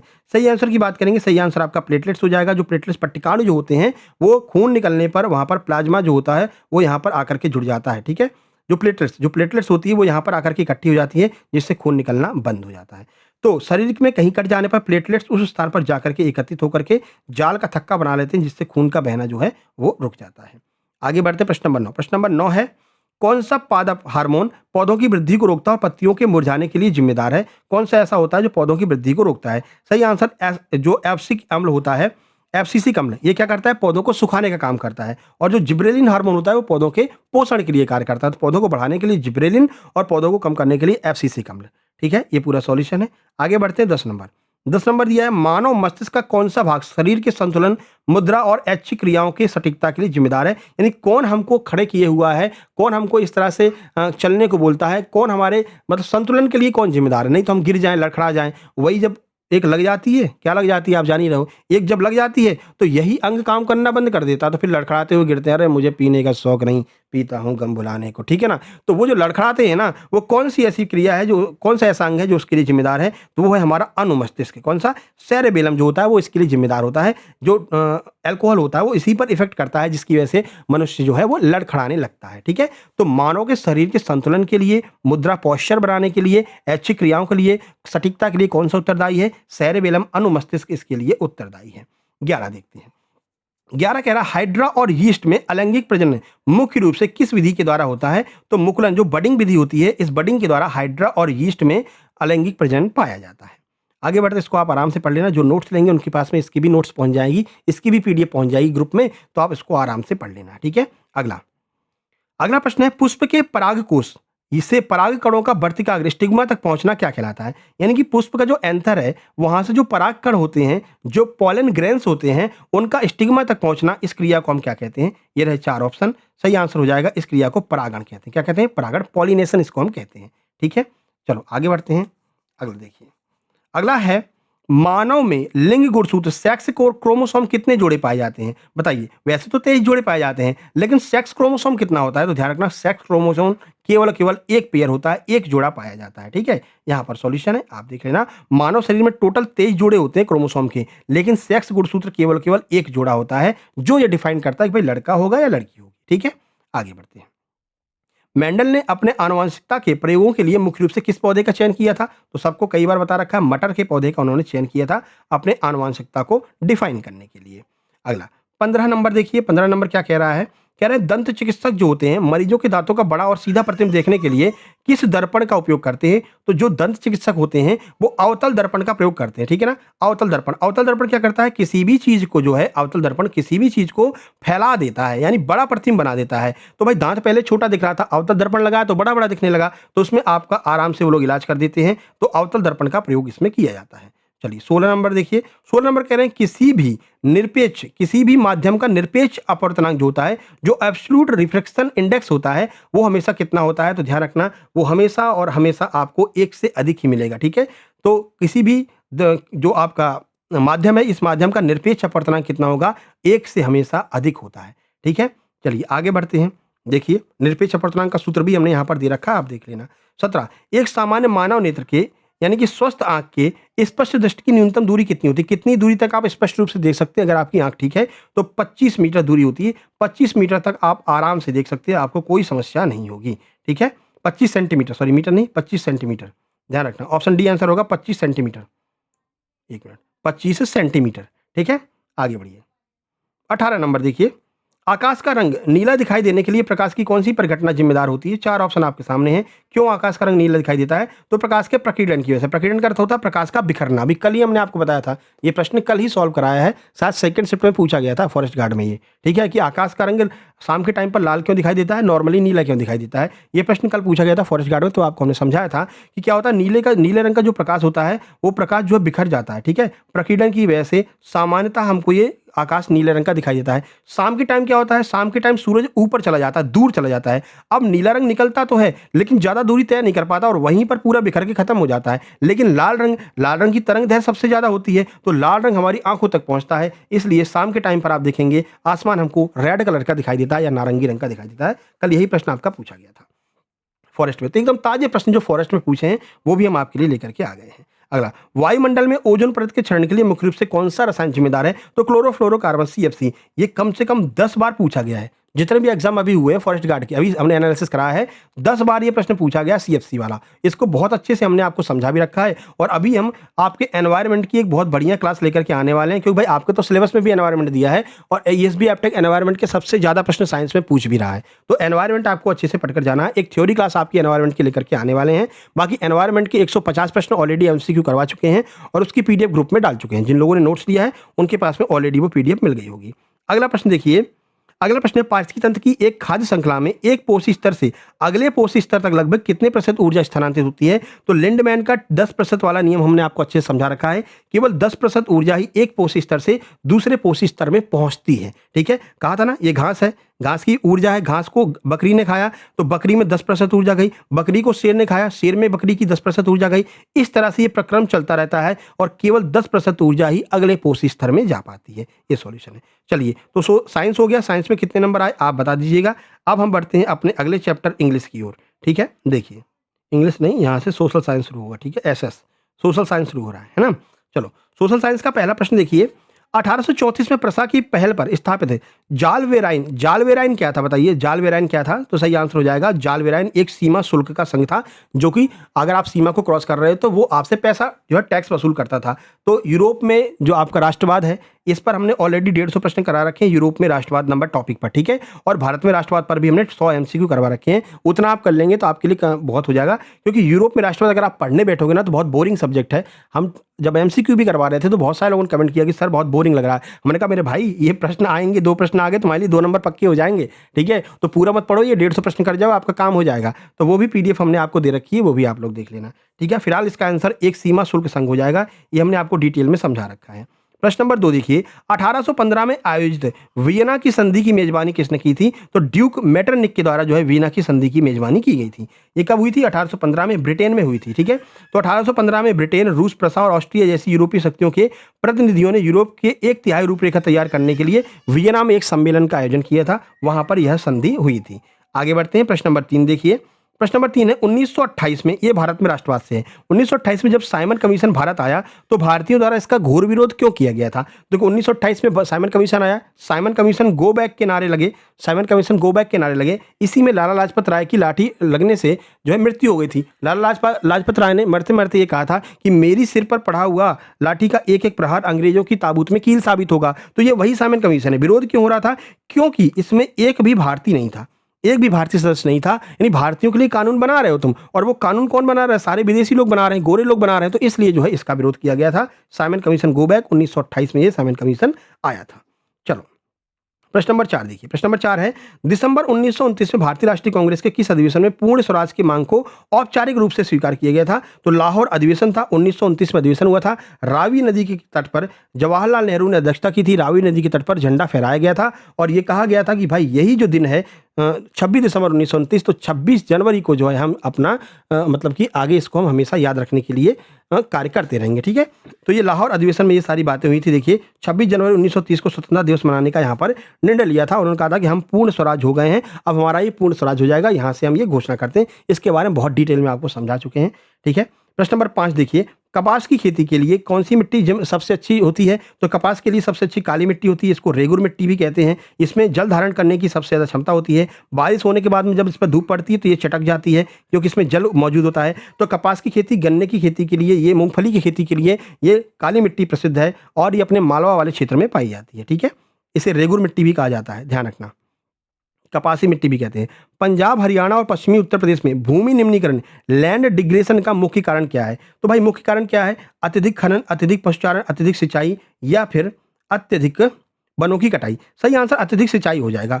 ओवर इरिगेशन, क्यों? क्योंकि भाई यहाँ पर बहुत सारी नदियां हैं। भाई पंजाब तो नदियों का देश ही कहा जाता है, नदियों का राज्य कहा जाता है। 5-5 नदियां हैं, तो पानी की कोई कमी नहीं है। पानी की कमी नहीं है तो बढ़िया ज़्यादा पानी मिल जाता है, और ज़्यादा पानी मिलने की वजह से वहाँ पर क्या होता है? लैंड स्लाइडिंग आ जाती है। यानी कि भाई खेतों में पानी पहुंचा तो मिट्टी कट करके निकल जाती है, इसकी मिट्टी उसमें, उसकी मिट्टी उसमें, और पानी के साथ में मिट्टी बह जाती है। और यही पश्चिमी उत्तर प्रदेश में होता है। भाई वहाँ पर गंगा यमुना है, अपार पानी है, कितना पानी तुमको सींचना हो सींच लो। तो वहाँ पर भी पानी की अधिकता की वजह से ये पूरी समस्या देखने को मिलती है। ठीक है, तो अत्यधिक सिंचाई इसका बिल्कुल सही आंसर हो जाएगा। प्रश्न नंबर 7 देखिए, महानदी बेसिन पर निर्मित बहुउद्देशीय नदी घाटी परियोजना का क्या नाम है? तो महानदी बेसिन पर कौन सी नदी घाटी परियोजना है? तो हीराकुंड बांध बना हुआ है महानदी पर। हीराकुंड बांध आपका बिल्कुल सही आंसर हो जाएगा।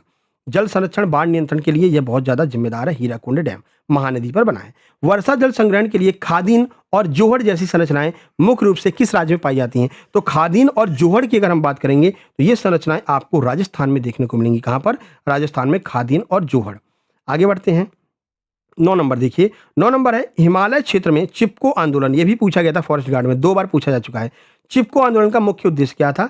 4 ऑप्शन आपके सामने है, सही आंसर ऑप्शन सी हो जाएगा। वन पेड़ों की कटाई को रोकने के लिए हिमालय क्षेत्र के उत्तराखंड में यह जो है 1970 के दशक में ये आंदोलन किया गया था। लोग पेड़ों से चिपक गए थे और पेड़ों को कटने से बचा लिया था। प्रश्न नंबर 10 देखिए, कह रहे निम्नलिखित में से कौन सी प्रजाति भारत में लुप्त प्रजातियों की श्रेणी में आती है? तो अभी पता है आपको, हम एशियाई चीता को लेकर के आ रहे हैं। चीता क्यों लेकर के आ रहे हैं? क्योंकि हमारे यहाँ से लुप्त हो गया है, तो हम नामीबिया से, दक्षिण अमेरिका से चीता लेकर के आ रहे हैं और अपने यहाँ कहाँ पर रख रहे हैं? कूनो राष्ट्रीय उद्यान में रख रहे हैं, शिवपुर वाले में। ठीक है, तो इसको रख क्यों रहे हैं? क्योंकि हमारे यहाँ से विलुप्त हो गया है। तो एशियाई चीता भारत से पूरी तरह से लुप्त हो चुका है, कहीं पर आपको देखने को नहीं मिलेगा। इसे 1952 में ही आधिकारिक रूप से विलुप्त घोषित कर दिया गया था।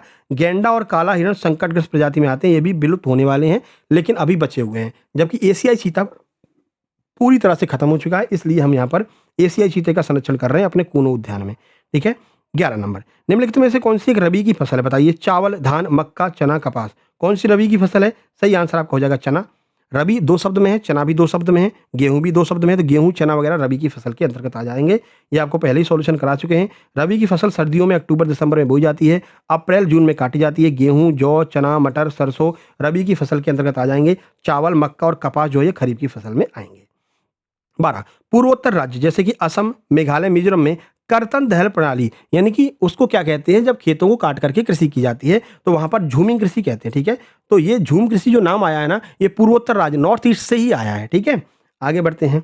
अगला देखिए, अपने यहाँ दहिया कृषि कहते हैं, इसको दहिया कहते हैं। देखिए, राजस्थान की खेतड़ी की खदानें किस खनिज के लिए फेमस है? तो राजस्थान की जो खेतड़ी है वो तांबा के लिए, कॉपर के लिए फेमस है, याद रखना है। आगे बढ़ते हैं 14 नंबर, निम्नलिखित में से कौन सा एक अधात्विक खनिज है, नॉन मेटेलिक खनिज है, बताइए। तो ये आपका अभ्रक हो जाएगा। अभ्रक में धातु नहीं पाई जाती है, बाकी मैग्नीज, निकेल और कोबाल्ट ये धात्विक खनिज है। अभ्रक आपका अधात्विक खनिज हो जाएगा। 15 नंबर देखिए, 15 नंबर है, बेल्जियम में सामुदायिक सरकार का चुनाव किसके द्वारा कराया जाता है? किसके किसके द्वारा जो है सामुदायिक सरकार का चुनाव किया गया था? 4 ऑप्शन आपके सामने, अच्छे से पढ़ लीजिए। सही आंसर ऑप्शन नंबर सी हो जाएगा, एक ही भाषा बोलने वाले लोगों के द्वारा यहाँ पर सरकार का चुनाव किया गया। ऑप्शन सी आ जाएगा, एक ही भाषा बोलने वालों लोगों के द्वारा जो है सामुदायिक सरकार बनाई गई थी। आगे बढ़ते हैं 16 नंबर देखिए, 16 नंबर देखिए, सरकार के विभिन्न अंगों विधायिका, कार्यपालिका और न्यायपालिका के बीच सत्ता के बंटवारे को क्या कहा जाता है? तो भारत में 3 प्रकार की पालिकाएं हैं, विधायिका है, कार्यपालिका और न्यायपालिका है। ठीक है, तो इनके बीच में किस किस तरह से कार्य होंगे, ये नियम बनाए गए हैं। तो इसी के बंटवारे को क्या कहते हैं, बताइए। 4 ऑप्शन आपके सामने हैं, ये हो जाएगा सत्ता का क्षैतिज वितरण। ठीक है, horizontal distribution of power, power को हॉरिजॉन्टल डिस्ट्रीब्यूट किया गया जिससे कि कोई एक जो है वो पावरफुल ना हो जाए, यानी केवल न्यायपालिका पावरफुल ना हो जाए और केवल विधायिका पावरफुल ना हो जाए, केवल कार्यपालिका पावरफुल ना हो जाए, इसलिए सभी की शक्तियों का अलग अलग बंटवारा कर दिया गया है। वर्तमान में क्या हो रहा है, वर्तमान में आप देख रहे हैं कि जो कार्यपालिका है, जो अपनी विधायिका है वो सबसे ज्यादा पावरफुल बनती चली जा रही है। 17 नंबर देखिए, लोकतंत्र का सबसे बुनियादी और महत्वपूर्ण परिणाम क्या होता है लोकतंत्र का? तो 4 ऑप्शन आपके सामने, अच्छे से पढ़ लीजिए।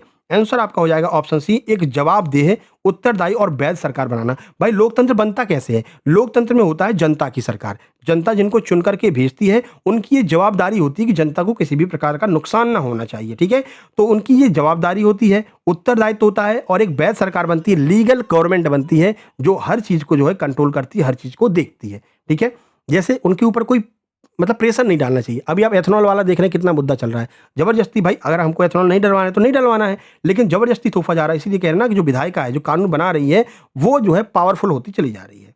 18 नंबर, भारत में केंद्र सरकार की ओर से करेंसी नोट कौन जारी करता है? सबको पता है करेंसी नोट कौन जारी करता है, भारतीय रिजर्व बैंक, आरबीआई, जिसे बैंकों का बैंक कहते हैं, बैंकरों का बैंक कहते हैं, सभी बैंकों का पापा कहते हैं।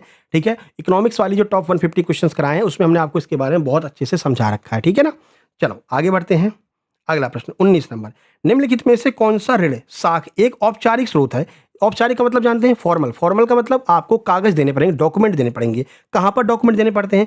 साहूकार को देने पड़ेंगे या नहीं देने पड़ेंगे? रिश्तेदार दोस्त को नहीं देने पड़ेंगे, व्यापारी को नहीं देने पड़ेंगे, लेकिन जो सहकारी समिति होती है, कोऑपरेटिव सोसाइटीज होती हैं, यहां पर आपको कोई ना कोई डॉक्यूमेंट देना पड़ेगा, तभी आपको ऋण मिलेगा, तभी आपको लोन मिलेगा। ऑप्शन डी हमारा आंसर हो जाएगा।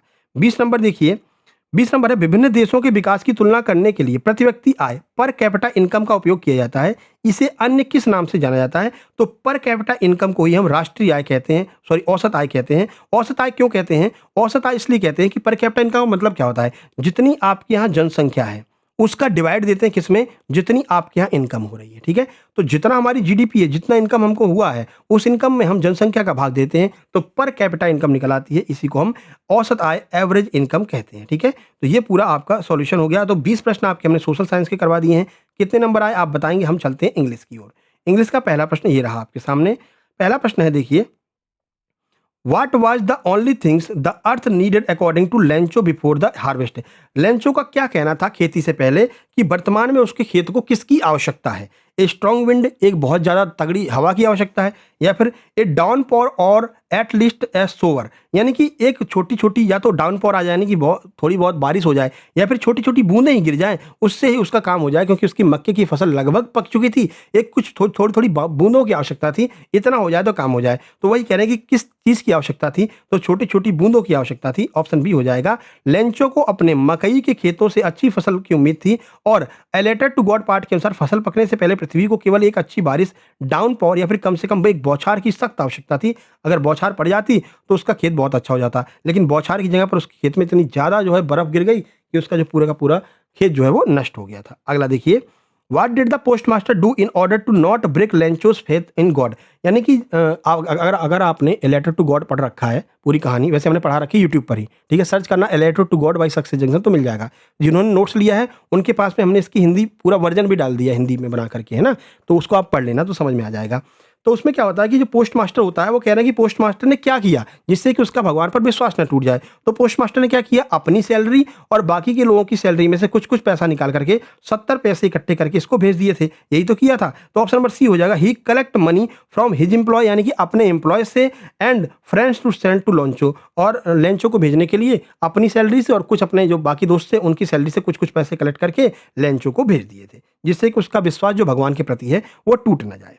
Question number 3, why did Lencho call the post office employ a bunch of crooks?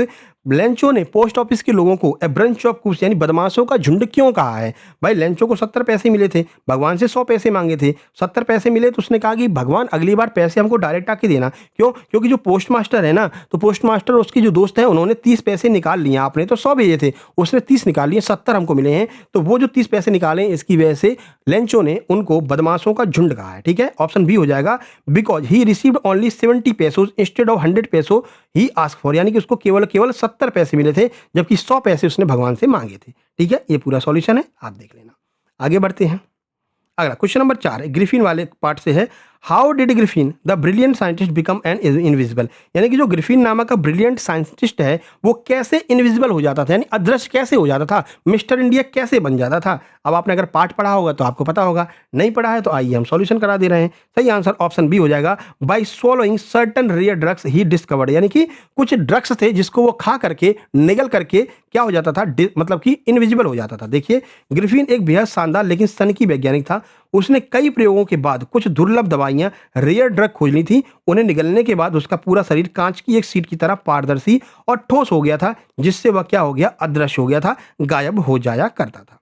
आगे बढ़िए 5 नंबर, ये भी ग्रिफिन वाले से है, why did Griffin do in revenge when his landlord try to eject him from the house, यानी जब उसके लैंडलॉर्ड ने, जब उसके जो मकान मालिक था, मकान मालिक ने जब ग्रिफिन को बाहर निकालने, इजेक्ट का मतलब होता है बाहर निकलने के लिए कहा कि अब तुमको ये कमरा छोड़ना पड़ेगा, तो बदला लेने के लिए ग्रिफिन ने क्या किया, ये पूछा गया है।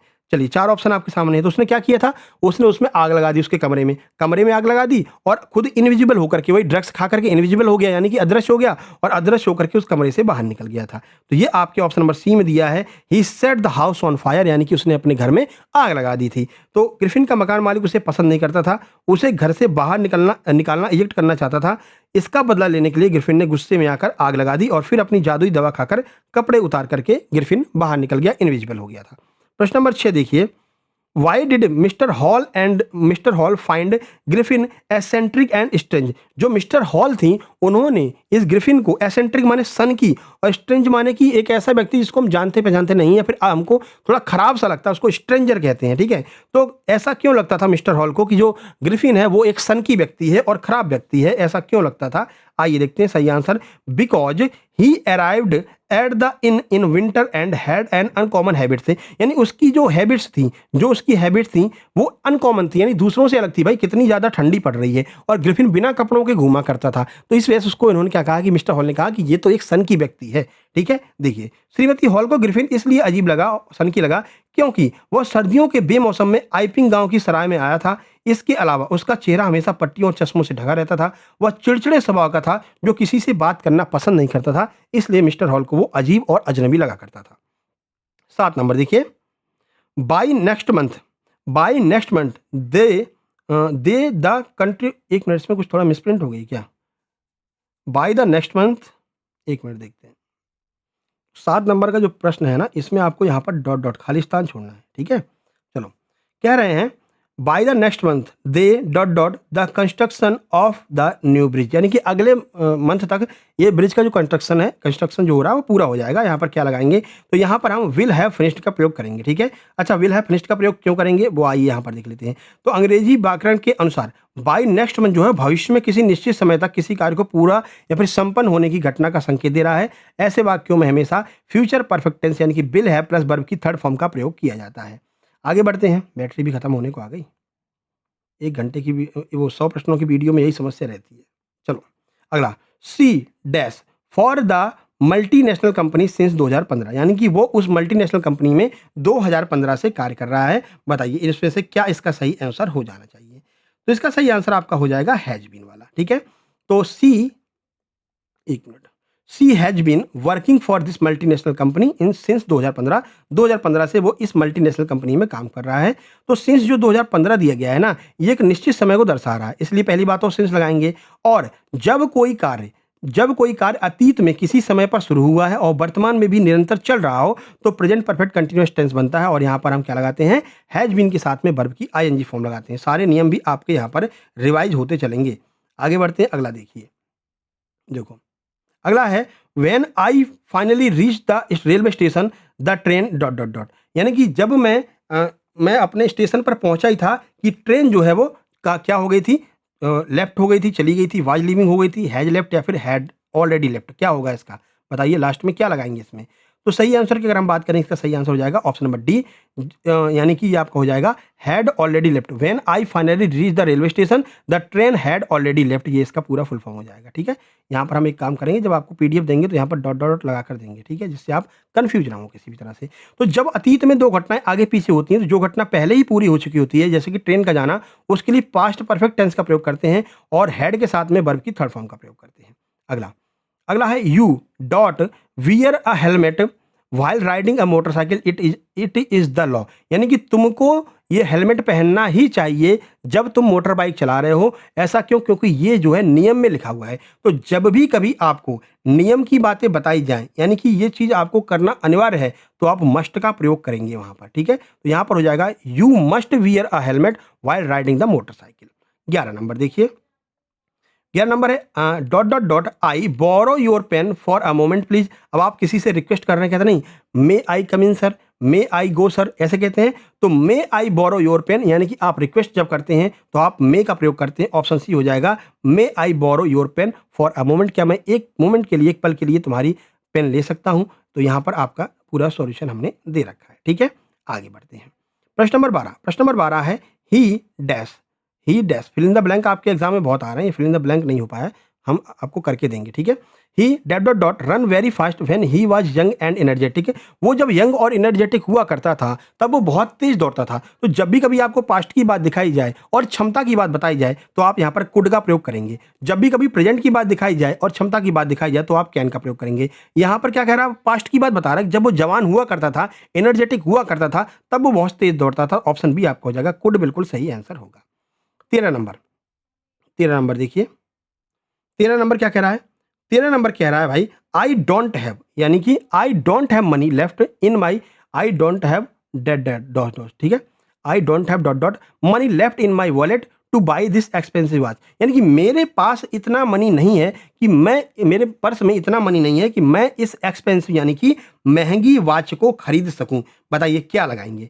तो यहाँ पर जब भी नेगेटिव का सेंस मिले, जब भी नेगेटिव की सेंस मिले, यानी है ही नहीं, खत्म हो गया, नेगेटिव का सेंस मिले, तो हम एनी का प्रयोग यहाँ पर करते हैं। तो आई डोंट हैव एनी मनी, मेरे पास बिल्कुल भी मनी नहीं है कि मैं इस वॉलेट को खरीद सकूं, मैं इस वॉलेट, मतलब मेरे वॉलेट में इतना पैसा नहीं है कि मैं इस वॉच को खरीद सकूं, यानी इस महंगी घड़ी को खरीद सकूं। तो हम यहाँ पर अंग्रेजी में नकारात्मक सेंस दिखाने के लिए एनी का प्रयोग किया जाता है।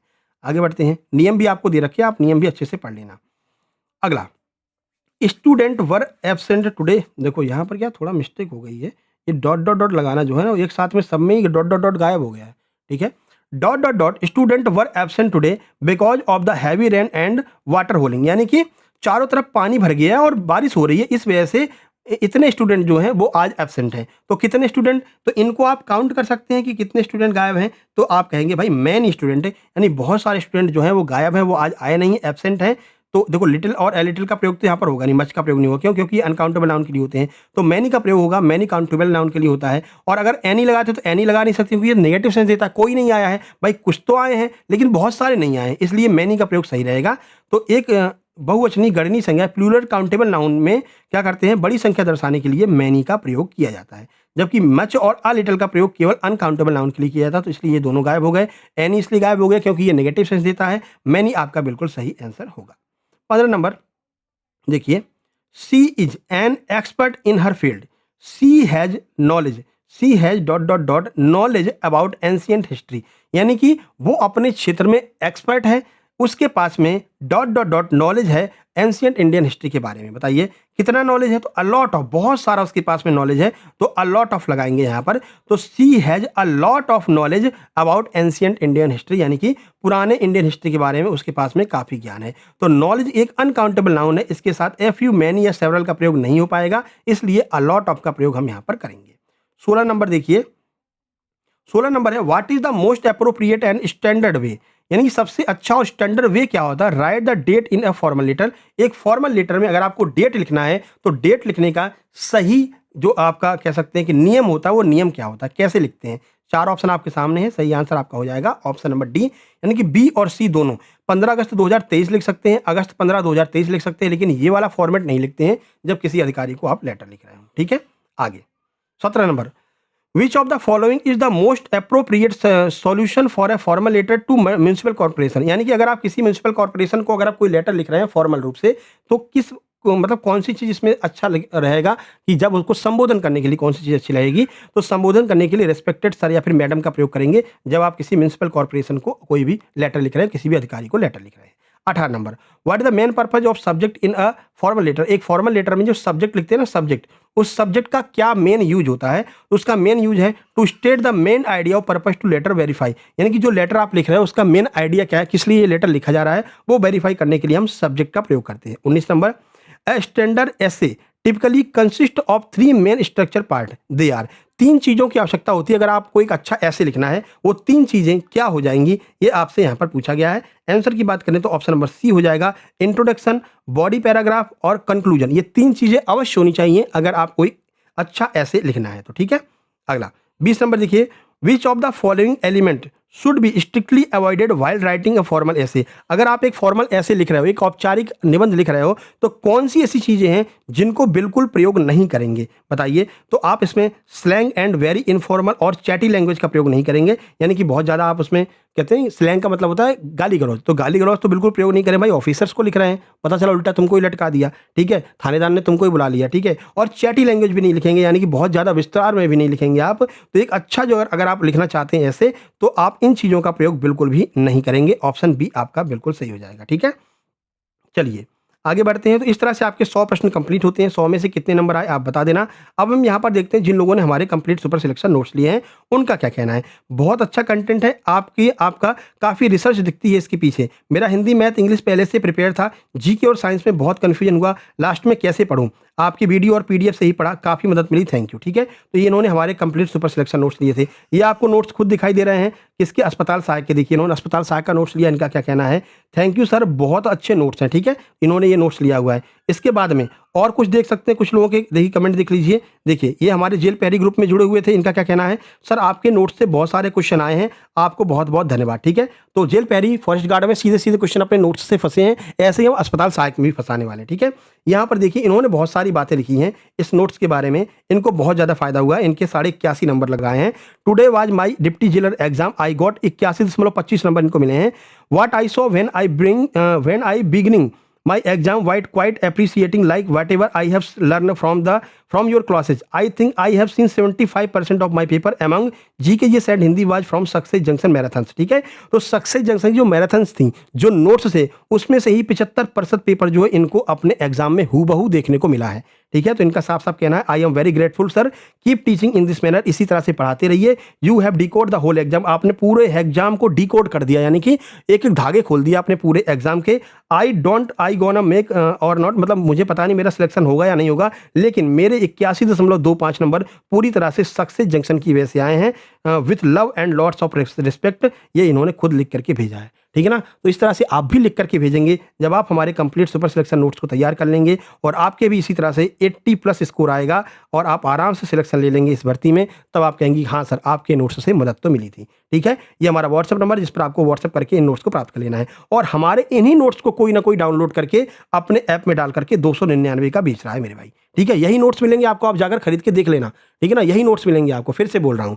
और जो हम क्वेश्चंस आपको दे रहे हैं, टॉप 150 प्रश्न, टॉप 180 प्रश्न, 200 प्रश्न, 500 प्रश्न, इन्हीं को डाउनलोड करके और प्रैक्टिस सेट को डाउनलोड करके कोई ना कोई भाई मेरा 199 का जो है प्रैक्टिस बैच लॉन्च कर चुका है, और अपने ऐप पर 199 का प्रैक्टिस सेट भी करा रहा है। ठीक है ना। तो ऐसे लोगों से बच करके आपको रहना है। आप देखेंगे बहुत सारे ऐसे चैनल हैं जिन पर हमारे यही प्रश्न घूमते घामते आपको नजर आ जाएंगे, यही सेम टू सेम प्रश्न। अब 2 दिन से हम जो है नहीं करा पा रहे थे, प्रैक्टिस सेट नहीं करा पा रहे थे, तो एक भाई साहब बहुत ज़्यादा परेशान थे कि क्वेश्चंस कहाँ से लाएं, वो खुद भी नहीं करा पा रहे थे। ठीक है, अब हमारा आज प्रैक्टिस सेट आ गया, आज शाम को देखना आपको उनका भी प्रैक्टिस सेट आ जाएगा और यही क्वेश्चन आपको उनके प्रैक्टिस सेट में यूट्यूब पर मिलेंगे। ठीक है, और यही क्वेश्चन उनके ऐप में मिल जाएंगे। तो ऐसे लोगों से सतर्क रहें। बाकी आप जानते हैं हम किसके बारे में बात कर रहे हैं।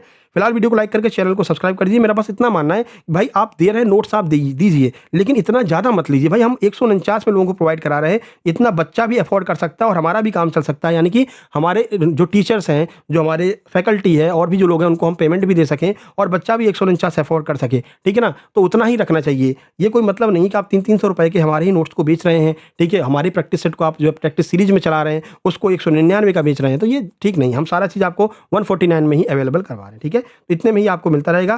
फिलहाल अभी एडमिट कार्ड नहीं आया है, उम्मीद करते हैं आज शाम तक एडमिट कार्ड आ जाएगा। ठीक है, और 25 तारीख से, जहाँ तक 24-25 से आपका एग्जाम स्टार्ट हो जाएगा। तो तैयारी रखिए, चैनल को सब्सक्राइब कर लीजिए। मिलते हैं नेक्स्ट वीडियो में। अगला वीडियो आपका टॉप 100 लेकर आएंगे प्रश्न हम इंग्लिश के। तब तक के लिए नमस्कार, धन्यवाद।